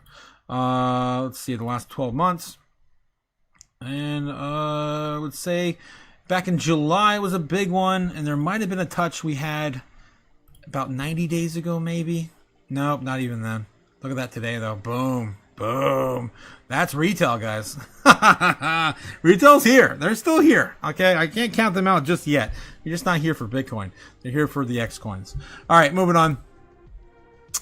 Getting back into Bitcoin's price action. Let's take a look and see what's going on with Bitcoin right now on the order books and the charts. Having another swift recovery, it looks like, possibly coming soon. 93,600, getting a bounce again. Maybe another test. A little lower than the previous one. Back here, and this happened about 7 o'clock, right before we started the live stream, 7:45. We dumped this right as we started the live stream around 8:30. And here we are now, still waiting for us to touch the trend line, at least give us some sort of consolidation. Sideways now for, it's only been 12 hours. And I wouldn't really call it sideways. Technically, we did peak at 95, almost 95, 94.8 on Bitcoin today. I still can't believe that this, like, what the hell? I was a little bit over. I think it's because I'm off a little bit because of the time zone change. I never really quite recovered from that moving to Illinois, then coming back to, Florida, going from Central to Eastern, and then adjusting that for, in my mind, to Japan's Open and everything else. I don't know. I feel like I'm off still. But anyway, that's just insane. It's a little bit into the right. Getting back in the chat. Yes, face the man of you're about to murder. What the hell, says Tordano? But Los is stepping up. I think we'll be okay. Oh my God, Ben. Gamma says XEN looking like it's trying to run again. It's holding very well, says Gamma. We can take a look at XEN tonight. Why not? Still holding 209, just shy of a penny. The closest we ran up today was 2096. Holy hell, almost a penny. It's been a while since we've been here. This is your typical bull flag, right? Your typical bull flag. You run it up, you create the flag, and you wait. Basically, that's just how it works. I would say about 60% of the time they break to the upside if you have enough liquidity, and it's just not held back by the bears. And I mean, we're starting to create a little bit of leg up there. We did get denied again when we did retest it, albeit a little lower. Still waiting for this to play out. It is a little bearish though. If you don't count the wicks, it's looking a little bearish. If you count the wicks, it may still have some upside. I don't know. I usually count the wicks, but I mean, flip a coin basically. Let's see. We got a coin still? Oh, am I kidding? I got Bitcoins everywhere. Oh my god. All right, let's see what we got. All right. Yep, it's heads. We're going to go. Send it. Send it. Jeez. Oh, God. Yeah, this usually breaks down about 3/4 the way of the entire flag. Typically. It's something you're not going to expect. I would say by midnight. If we do not move by midnight, our breakout by midnight, we're going to come down and probably retest the lower area. Probably stop at 207 if we do see a pullback. Unless there's some other area, let me scroll back a little bit, we can find local support. There's like nothing. Yeah, nothing. There's a lot of area to backtest though. 7, I would say 7. Yeah, I'm going to stick with 7. All right. That's my idea there. Just for you, if you're looking at that. Yeah, just reiterate that real quick. If we come up here and retest it by midnight and we do not break out, we're probably going to dump it and return to at least 7. 2075, 207, something like that on XCN. All right. If we do break out, though, man, it's going to be explosive. I mean, how long have we been trading sideways on XCN here? Oh, my God. We haven't had time to create a bottom. I don't know when we would have because we've been here for like 2 months. Truly going sideways, I would say let's just go back to there. 44 days. It's 44 days to create a new bottom, a new low, and I think it's fine. On XCM, let's see. Oh yeah, so we're gonna be looking at a breakout, right? If we do break out to the upside, my God, this thing could be damaging. Damn near a penny and a half. Damn near a penny and a half on the upside there. If we do go for the full length of that measured pull. That would be cool. That'd be cool. All right, let's see what else we got here on Bitcoin. 93,600 still. If Bitcoin doesn't continue on this journey, XCN, of course, like other assets, would probably fall suit and fall anyway. So that's usually how things go. Let's get back in the chat. Thanks again, Gamma, for that question. I do like looking at these things for you. But Los is stepping up. Okay, John Doe. How's it going, John Doe? Praise to be Allah, the most passionate, the most kind, says John Doe. Los says prayers. Prayers be. Yes, prayers be. Ben Lawrence says, when you say, do you mean run like in a pair of pantyhose? What the hell are you talking about, Ben? It strikes again, man. Ben and your fetish strike again. John Doe says, XRP is supposed to be $100 by now. Yes. Stupid. And that is why the normies still follow the X coins, particularly XRP. Yeah, do I need to go and do that again, guys? Should I? I can't stop. Once I start, I can't stop. Okay, I'm gonna be nice. I'm gonna be nice. I'll ask you guys in a poll. All right. Should I go over XRP market cap? Market cap and price expectations. Again, because I've done it so many times. I have to warn you guys from now. I like doing it, but I don't want to bore you guys for those who've seen it too many times. All right, yeah, but I do also like to inform the ones who haven't, gone down that rabbit hole themselves. Okay, let's get back in the chat. Jake the Snake providing the lube tonight, and in case we do see a pullback. Bitcoin's still not giving up, though, man. Still not doing it. Like, I love Bitcoin. Do whatever you want, man. I love you. My beautiful orange coin. Does the cocaine smell like fentanyl? Is that a thing? Can you really tell? I don't think you can tell, right? Oh my god. What the hell, guys? Nebs needs to step up. No chaos in weeks. Yeah, you're right, Ben. Nebs hasn't provided any chaos to the channel in weeks. What's going on, Nebs? Nebs is recovering from the lack of lube, and he provided the lube in the chat. It's been a minute. He's chapped. Oh god. Gigi's gotta send him back on the streets. I think he's got to get back in tune. Ben Lawrence says GG's kind of half stepping too. Let's see what we got. RGF Island. Oh god. John Doe. He was number one. Yeah. Just send me to the minutes. What the hell? Okay. No XRP deep dive, says Ben. No. 75% of you guys saying no. Spare me the details. Okay. Half stepping. What, Ben? Ben Lawrence says, you don't want to fight anymore. I'm lonely, and you and Nebs used to entertain me. Oh my god. Wow. Derek's here. How's it going, Derek? How's it going? What's up, Otaku? Do you think Kava has potential to run? Do you think it's a good time to buy? Kava. Let's do a little quick deep dive for Kava for Derek. It's been a minute since I've seen you, man. How you doing? Let's see what we got on Kava. Jump over to CoinMarketCap real quick and see what's going on with this coin. And do a little bit of a deep dive. Kava, 94 million. Is this the coin here? I'm assuming it is. It doesn't seem like any other coins really, trying to be this one. We got current market cap is sitting at 94 million. Not too shabby. Circulating supply is 1 billion tokens, and the max supply is allegedly all in circulation, which is also a good sign if you're looking for coins that have the potential for max upside. It's not too bad from the face value. Currently sitting about 8 cents.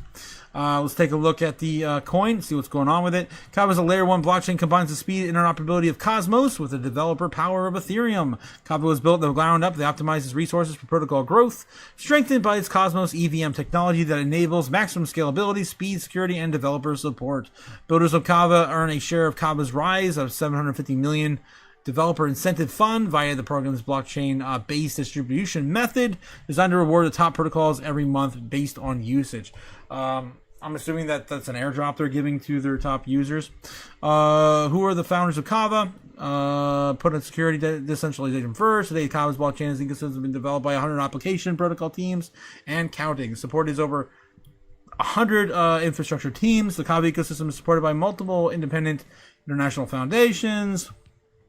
And the token insertion in circulation.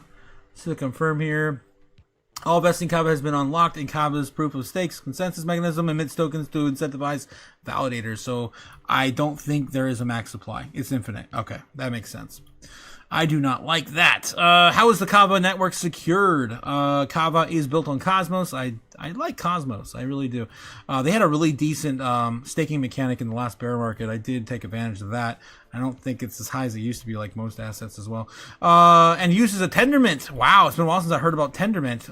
Tendermint was stablecoin. Was it out of Japan? I think it was. Oh, that was Settlement. I'm thinking of Settlement with an MIT-NT, not Tendermint. I don't know what Tendermint is then. I'm thinking of Settlement. Based on proof of stake, consensus mechanism to ensure integrity of the network. The users, the network validator, we're confirming transactions. Of course, this is how it's secured. Yeah, I guess that's pretty much it on what's going on with Kava. I would say it's not for me, but you do you, boo-boo. I think it's gonna do fine. I don't like the circulating supply being max. It's all max supply is infinite. I don't like that. But other than that, I don't know the distribution. Is it just 750? That was a developer incentive fund to be distributed still. That's part of their, I don't know, $750 million, and the total market cap is only 94. That kind of concerns me too. That would tell me that if that is going to be distributed in the same census of market cap, no, that doesn't work either. I don't know. I don't think they're gonna. I mean, that could potentially 7 or 10x the total supply, which of course would delegate that to your market cap, and then the market cap would grow, but the cost of each asset would depreciate by 10x. I don't know. I don't particularly like it. I'll just say that.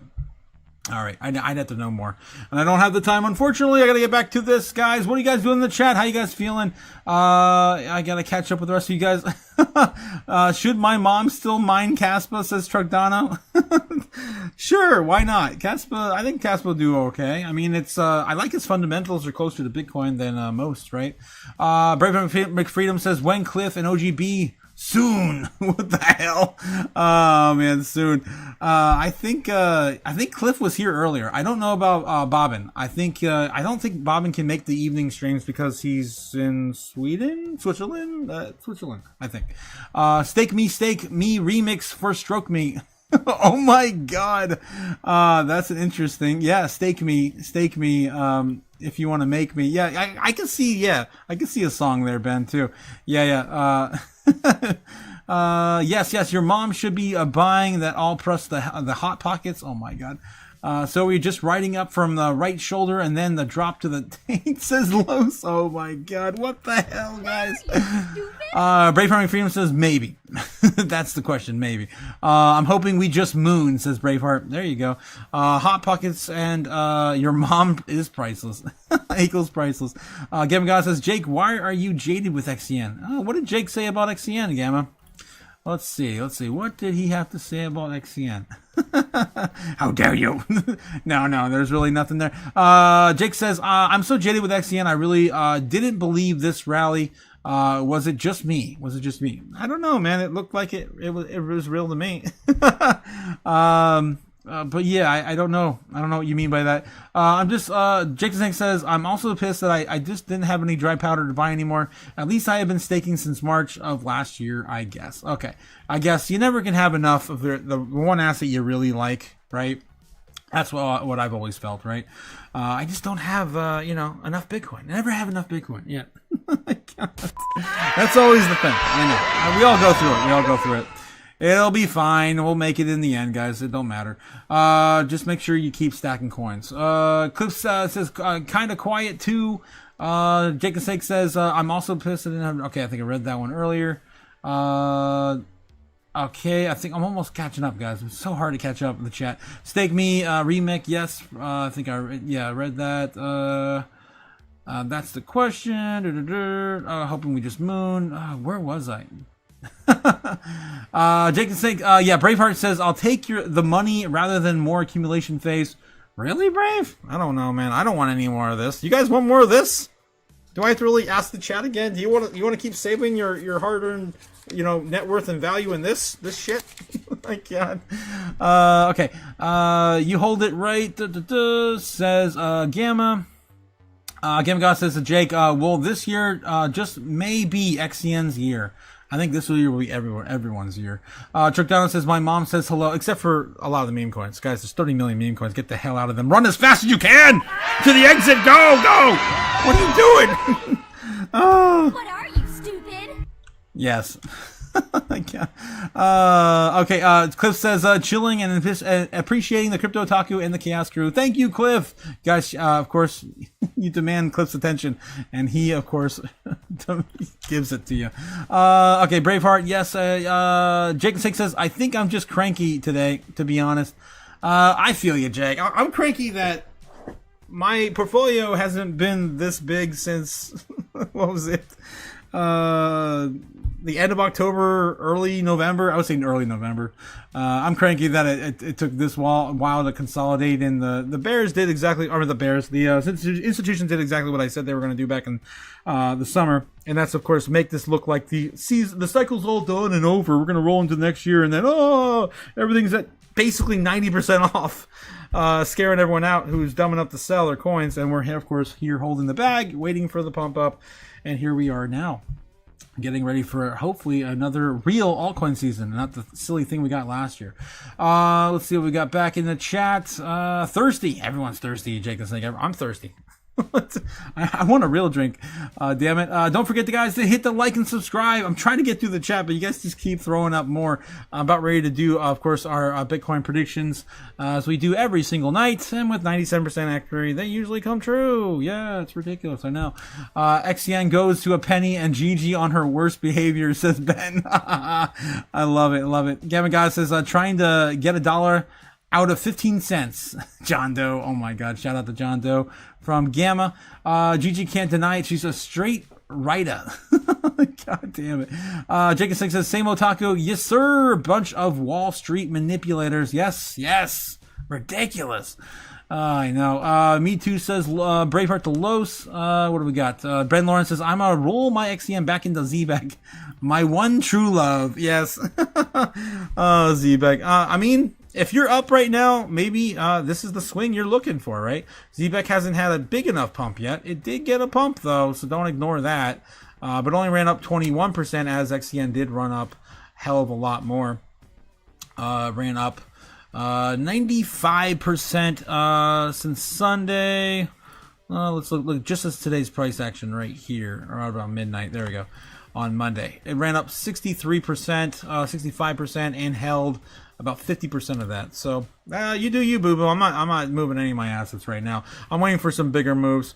Usually SWE is one I like to watch closely for those to recover fast. If SWE starts running like crazy, and some of these other coins haven't, I might start selling some SWE. Buying some of these other small ones, waiting for them to pump, buying back my SWE, and then plus more. That's usually what I have done in the past 2 years. Let's see what else we have in the chat. What the hell? Crypto caught what? Microsoft's lend of last year. Lend? Truck Dono? Mom loves to buy her little man Eggos. Oh my God, Ben. God dang it, Ben. One time. It was one time. And it was a nostalgia trip. Leave me alone. Jeez. Ben Lawrence, nah, you acting out. Oh my God. Gamma God says, unless you want to go there, Gamma's raising her fist to you. She's going to give you the big old slap-a-roo. And she does backhand, so watch out. Jacob Six says, Ben, your ass is out. Oh my God. What the hell, Ben? Okay, pull those pants up, you little gangbanger, you. Oh my God. You guys are nuts tonight. Braveheart Freedom says, you more bullish on XCN or ZBEC? Good question. Yeah, it looks like Braveheart is more on ZBEC, and XCN is his second. I have to tell you, I'm always more bullish on Bitcoin than anything else, but ZBEC is definitely holding up my bags from last year for sure. So if I had to pick an altcoin I'm most bullish on, it's definitely ZBEC. I wouldn't sell any of my ZBEC right now, that's for sure. And then after that, maybe I'm still on old soul for Jasmy. I do love my Jasmy bags. 207. I mean, if it, again it gets a rally tonight, much like XCN again. This is the foreign market we're talking about. Japan just opened. They're getting near day trading, so Jasmy could start to run. And it's getting ready. Getting ready to do something. We did already see a breakout of the bull flag. We had this, I guess, yesterday morning into, of course, their first trading session of the week, and this is their second trading session of the week, and it's already starting to roll on up and maybe break out further. We'll have to wait and see how that plays out. In the 1 minute, we got to go into the smaller time frames because everything's getting too tight. Yeah, I mean, there's some there.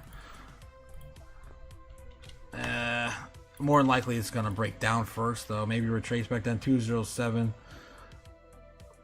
4, something like that. Those are just baby moves right now, though.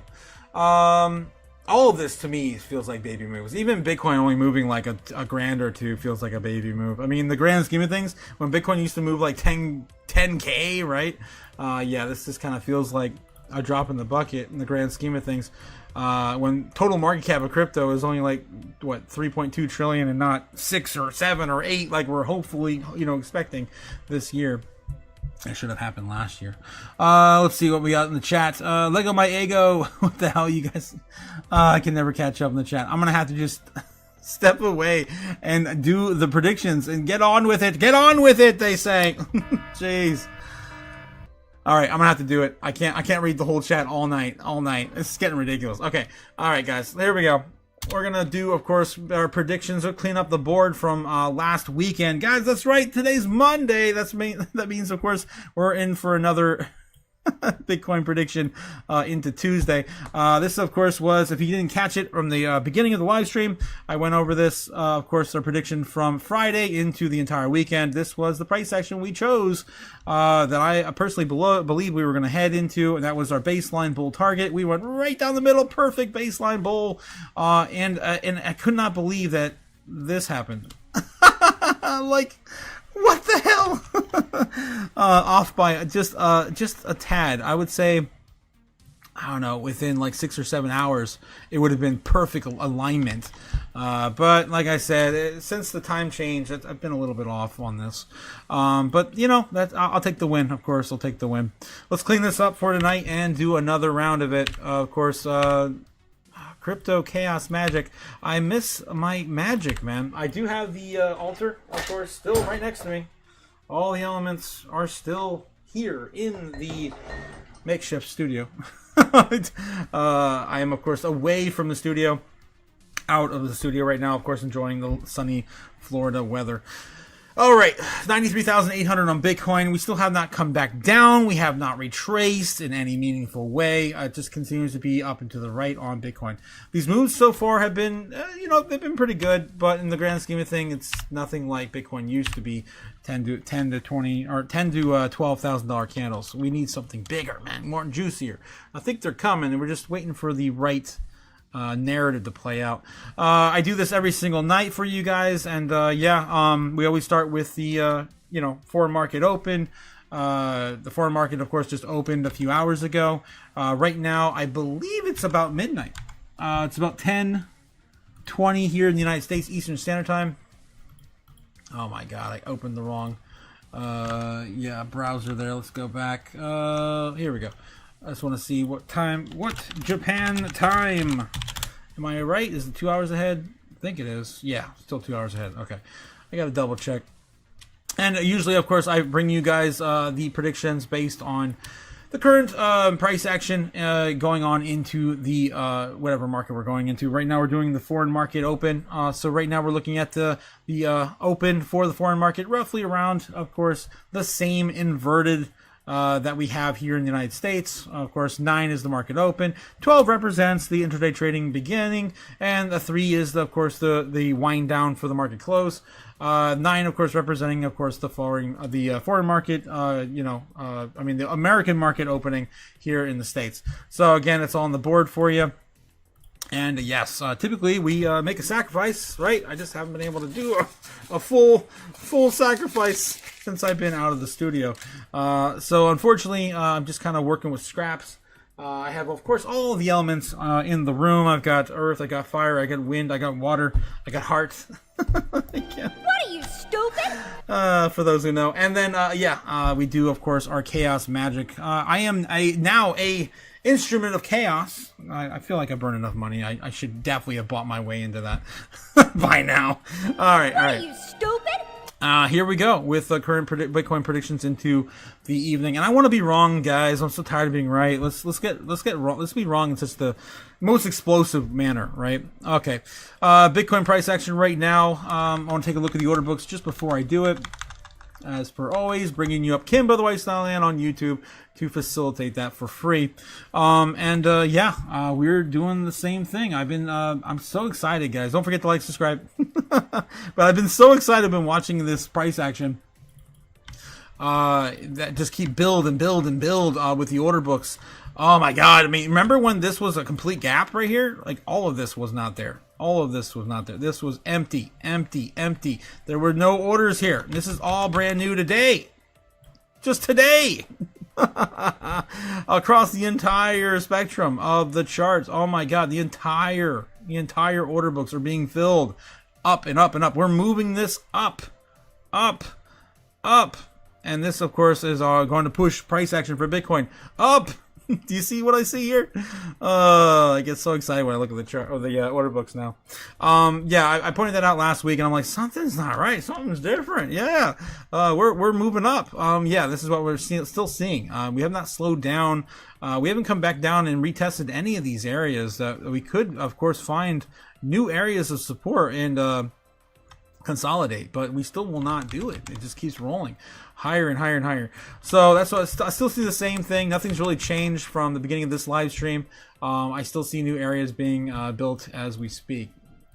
All right, so yeah, that's what's going on with Bitcoin right now. The larger time frames, they're a little bit more muddied. We have a lot of resistance on, I would see the monthly chart here between months. Let's take a look at this here. I really don't usually go into here, but these key levels are building up as well. You see the strongest we have right now would be right here, dead center between 95 and 96K. It's kind of where we're struggling right now the most. Beyond that, it's about the same amount of orders we have below us. Maybe less. Yeah, I would say less. And then above that, we're not really going to take a stop until we get to about the 105,000. I think it's the same on the other time frames as well. All right. So that's still what we're dealing with. 190, 95, 96 is going to be kind of our high level area of resistance, which honestly, 96, 97, I mean, that's what we still have on the fire cell here represented. We're still underneath the fire cell target. It's actually, realistically, it's like 99 according to the rainbow chart. So it should really be up there. But I've been kind of keeping it, conservative. So I'm gonna put it back where it was. Anyway, so this is what we're still dealing with on Bitcoin. Let's take a look and see where we head out tonight. Man, this just will not give up. Just die already. Do something. All right. So let's take a look and see what's going to happen. It's going to do. We'll start, of course, with our baseline target. Baseline target for Bitcoin's price action right now on the 15-minute, moving in to day trading, basically the thick of it right now as we speak. We're probably going to start to see some sort of a top here, or maybe on our baseline. We don't quite get that till about 12:30. We break out. Maybe we get one more retest at 9 around 3. We're going to drop that and pretty much just go sideways until the market open. Getting a little bit higher there. It might be a little too high for our baseline. Let's redo this. I should have kept that up because I did like most of that structure. Losing that, then yeah, coming back down and going sideways. So a little bit of nothing a burger event for tonight if our baseline plays out. There we go. And then we're doing our bull case scenario and bear case scenario. Of course, starting with the bear case scenario. Bear case scenario is not really that bearish. Even the baseline, I feel like we're overextended. We would just come back down here first. But anyway, maybe we should do that at some point we should have a pullback. I keep saying that, but we just haven't had one since early this morning. All right. Let's do that instead. I'm gonna stick with my guns on that. We lose this at midnight, then we come back down, retest, and then bounce back in the morning. That would be a good setup. Actually, believe it or not, for tomorrow breakout. I mean, that's inverted head and shoulder right there, going into tomorrow morning. Let's just keep that for our base case scenario tonight. That's gonna be there. Although it's probably just gonna do what Bitcoin wants to do, and that's probably gonna be our bull target anyway. All right, bear case scenario for Bitcoin. We lose this early. We lose this. We lose the entire trend. We come back down and we start chopping down these local levels of support, hitting 92K and maybe making that into support for tomorrow morning. That's our bear case scenario for tomorrow. And oh boy, Jake the Snake coming in with a $5 super truck. Oh, what the hell?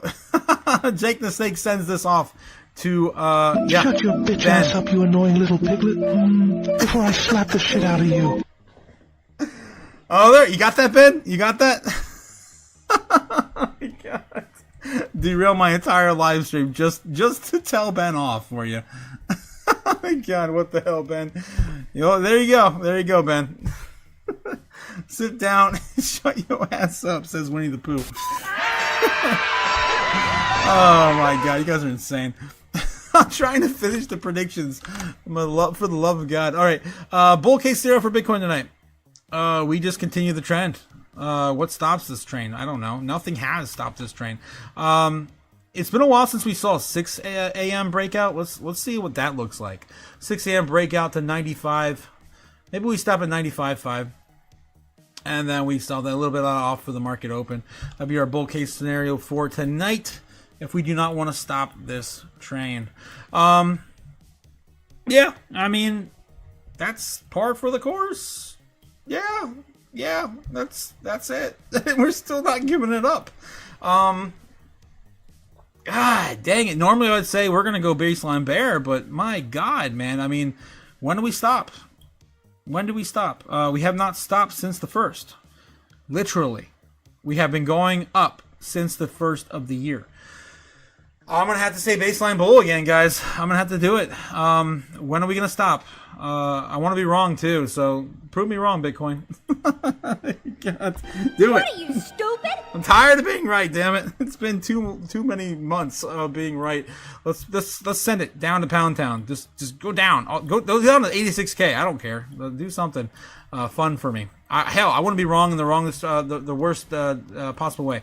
Speaking of the worst possible way, let's find out where those positions would be. Would be, of course, the super bear target for Bitcoin, which would be the final bottom. No, wow, we're almost close to the final bottom intersecting with the no-no zone.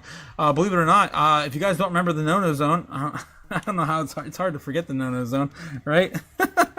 But if you forgot what your no-no zone looked like, the no-no zone looks like the bear trend from October 10th. That's right. We've been following that until we broke out of it at the end of last year. And we've been going sideways, and then we finally broke out on the 1st. So as long as we stay above the no-no zone and, of course, the final bottom, which is 80K, we're good. And, of course, the super bear target will, of course, touch one of these, probably both of them tonight if it does happen. Again, the super bear targets never happen. I just do it for comedic effect. I got to give it something. The super bear is something to hope for, right? All right, so that's the super bear targets. Never happened. Again, prove me wrong, Bitcoin. And the super bull case scenario has happened before. And I would love to see this happen today or tonight. Let's send it to 100K. Screw it. Send it to 100K. It's not the first time this will happen. And maybe we come down and just turn the fire sale into support. I'd be happy with that. And it's not asking the world much. And I'm definitely not demanding the world to give this to us, especially when I'm dealing with magic, because I like my kidney and my family and everything else intact. Okay, so that's what we're looking at, our possible options for the night. Again, I mentioned I'm just going to have to keep giving it baseline bull until something breaks. Nothing's broken yet. The trend's still our friend. So, again, baseline bull it is. Baseline bull. If I were a betting man, I'd say baseline. But, I mean, that's not proved very well, right? Baseline bull was crazy. It was bullish. It was definitely more bullish when we showed it to you on Friday and playing out, of course, into Monday. Very exciting, guys. So baseline bull, it is on Bitcoin, somewhere in that range there. All right, let's get back in the chat and try to catch up with this insane chat tonight.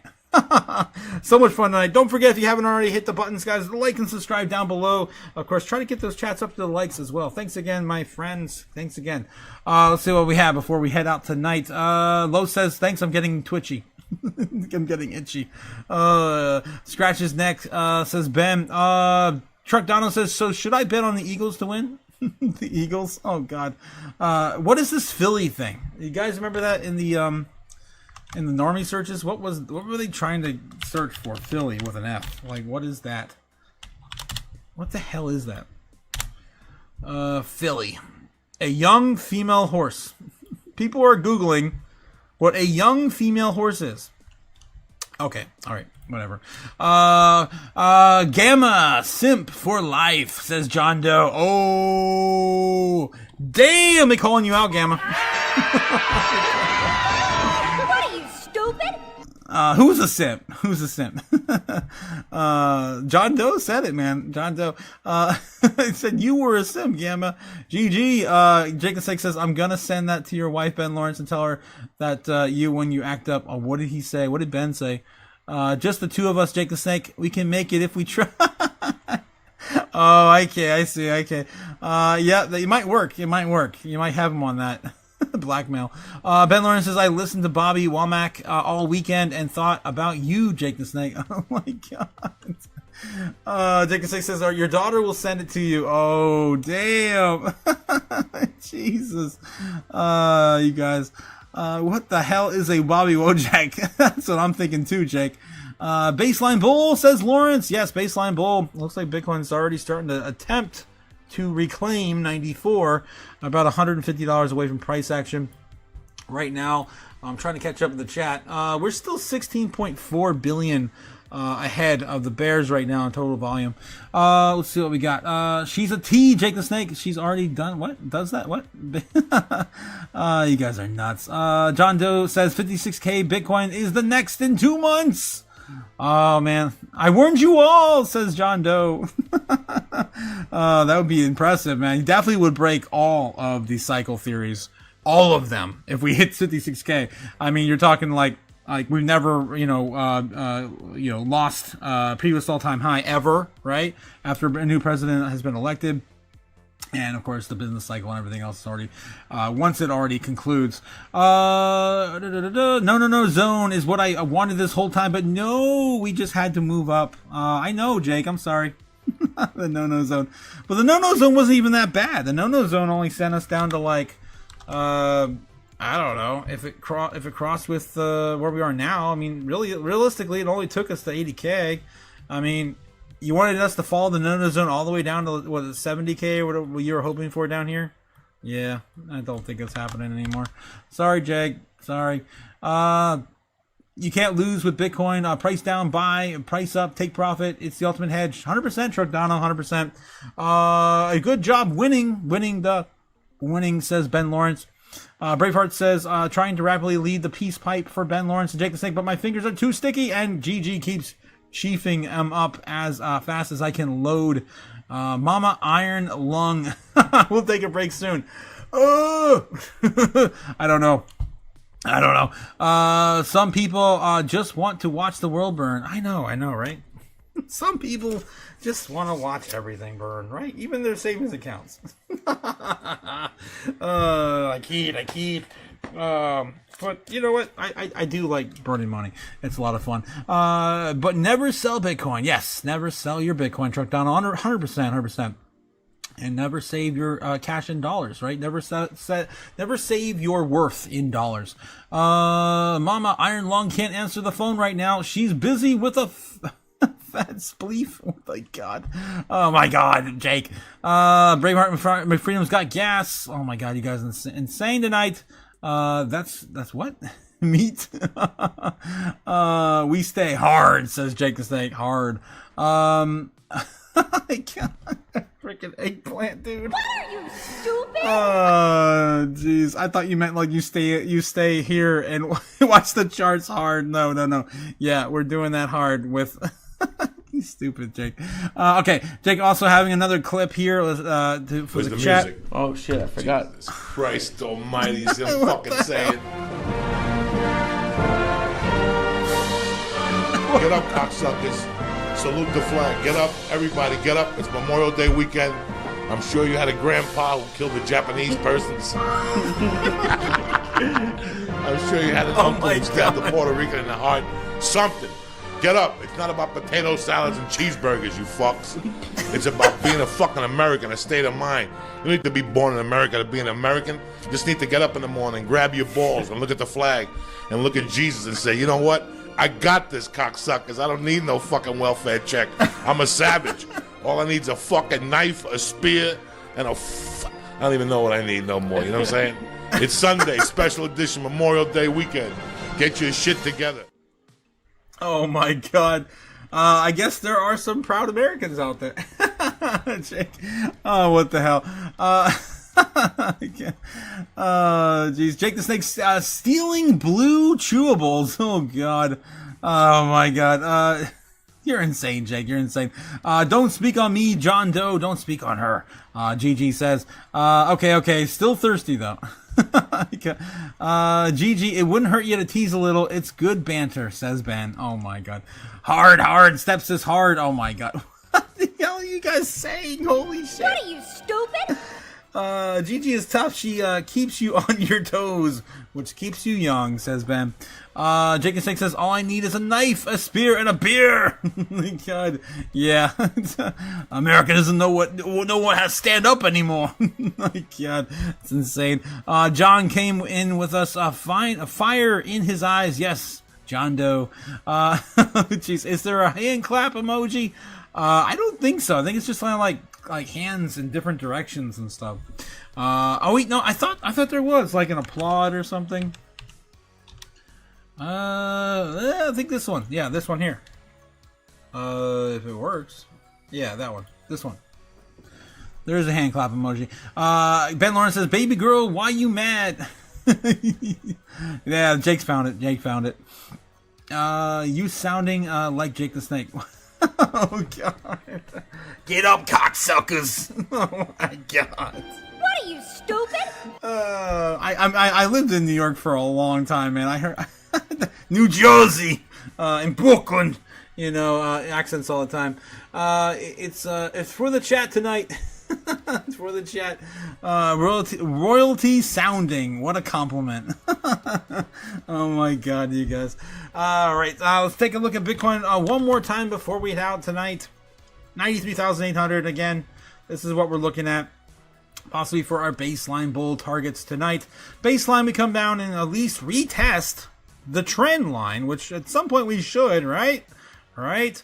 And that sets us up for a possible breakout tomorrow morning if the market wants to FOMO further. Usually what would happen, we would dump it because we were given a bit of the yin-yang trade, right? The yin-yang trade, of course, is like that, where we will do the opposite of what the market did prior to the opening. So we would basically dump it to reverse the trade, and we get a perfect Zen, right? That's how that works. And then we just continue, of course, in whatever direction the opposite side of the world is doing. Basically handing off, plates of dip or plates of gains to one, side of the world or the other. But this is different. This feels, feels explosive. It feels kaiju possible level. Possible leading into breakout, the likes we haven't seen in a very, very long time. I'm excited. I feel like we're only a few thousand away for 100K. In the grand scheme, we're only $6,000 away from it. And then, beyond that, I mean, it's anyone's guess where we're going. It's anyone's guess. And Tom Lee's calling for 250K again this year. At some point, we got to get this show on the road. Nothing's really stopping this train. We have a total scarcity with this asset class. It's the only real monetary system we've ever built with a rules-based monetary system, incorporated in it with truth and scarcity. I think that Bitcoin's going to do fine in the near future. I think it's going to do fine. All right, guys. I think that's all I got. Did 2 very long live streams today, and we're almost into 11. Wow, it's almost 11 p.m. Eastern. Have a great night, guys. Stay safe. Again, don't do anything stupid. Don't do anything stupid before the bull run. Make sure you hold some of that utility, that good, sweet utility, before the run up. Because if not, you're going to get left behind. Every single asset, guys, it's basically bottom out on the year. We're starting to go the upside. There's hardly anything left to take opportunity on other than on the yearly. So, again, my 2 sats. Stay safe. I'll see you again all soon. When will then be now? Soon. Fly me to the moon. Let me trade among stars.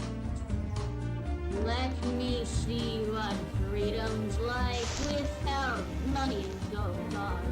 In other words, hold my king. Oh! In other words, let's make history. Oh! Fill my world with more coins and let me huddle forever more and more and more and more and more. I long for all we're talking about. In other words, I choose you. In other words, I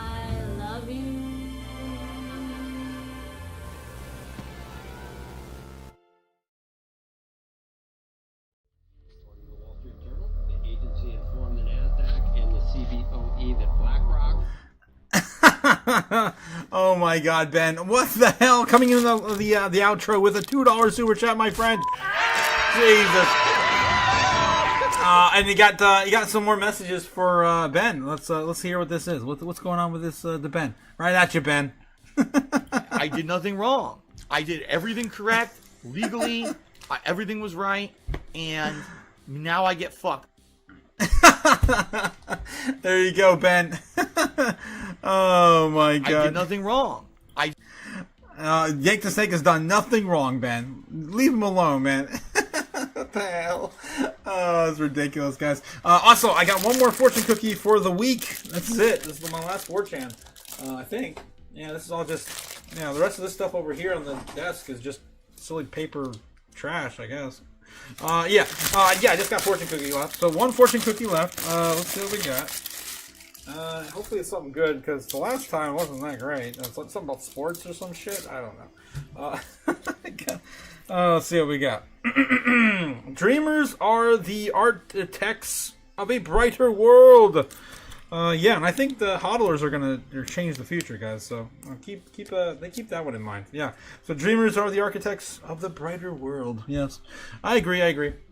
Yeah. So have a good one, guys. Stay safe. Don't do stupid. We will not be here tomorrow night. So again, shout out to Cody Bakula again, usually helping me facilitate. Tinpot Tuesday with the help of Nabs and Gigi and Super Danny. But I will not be able to make tomorrow's live stream tomorrow night. So again, just want to quickly remind you guys. I'll remind you guys again tomorrow morning as well. With everything else happening in Bitcoin this week, I don't think I'm going to be able to miss any more than that day, honestly. I was going to do a trip out of town this week, but with Bitcoin moving over the weekend and still continuing to do so, I'm going to have to be close enough to get back on the live stream. So, I will be coming back and doing a stream every single day except for tomorrow night. So have a good one, guys. Have a safe journey in your crypto journey. Don't do anything stupid. All right? What are you, stupid? I'll see you all again soon. Whew. Oh man, it's been a while since I played this one too. I want to play this one. Thanks again to all the love and support, guys. I'll see you tomorrow. Have a good one. Later. CBOE that BlackRock infidelities of proposals are insufficient. We can make the dollar the most attractive currency by continuing to have the rule of law. You always print money to do that. I suppose it would diminish our status as the reserve currency. Just shut up. There's no expectation of privacy above me in the sky. So Bitcoin is the solution because you can buy Bitcoin right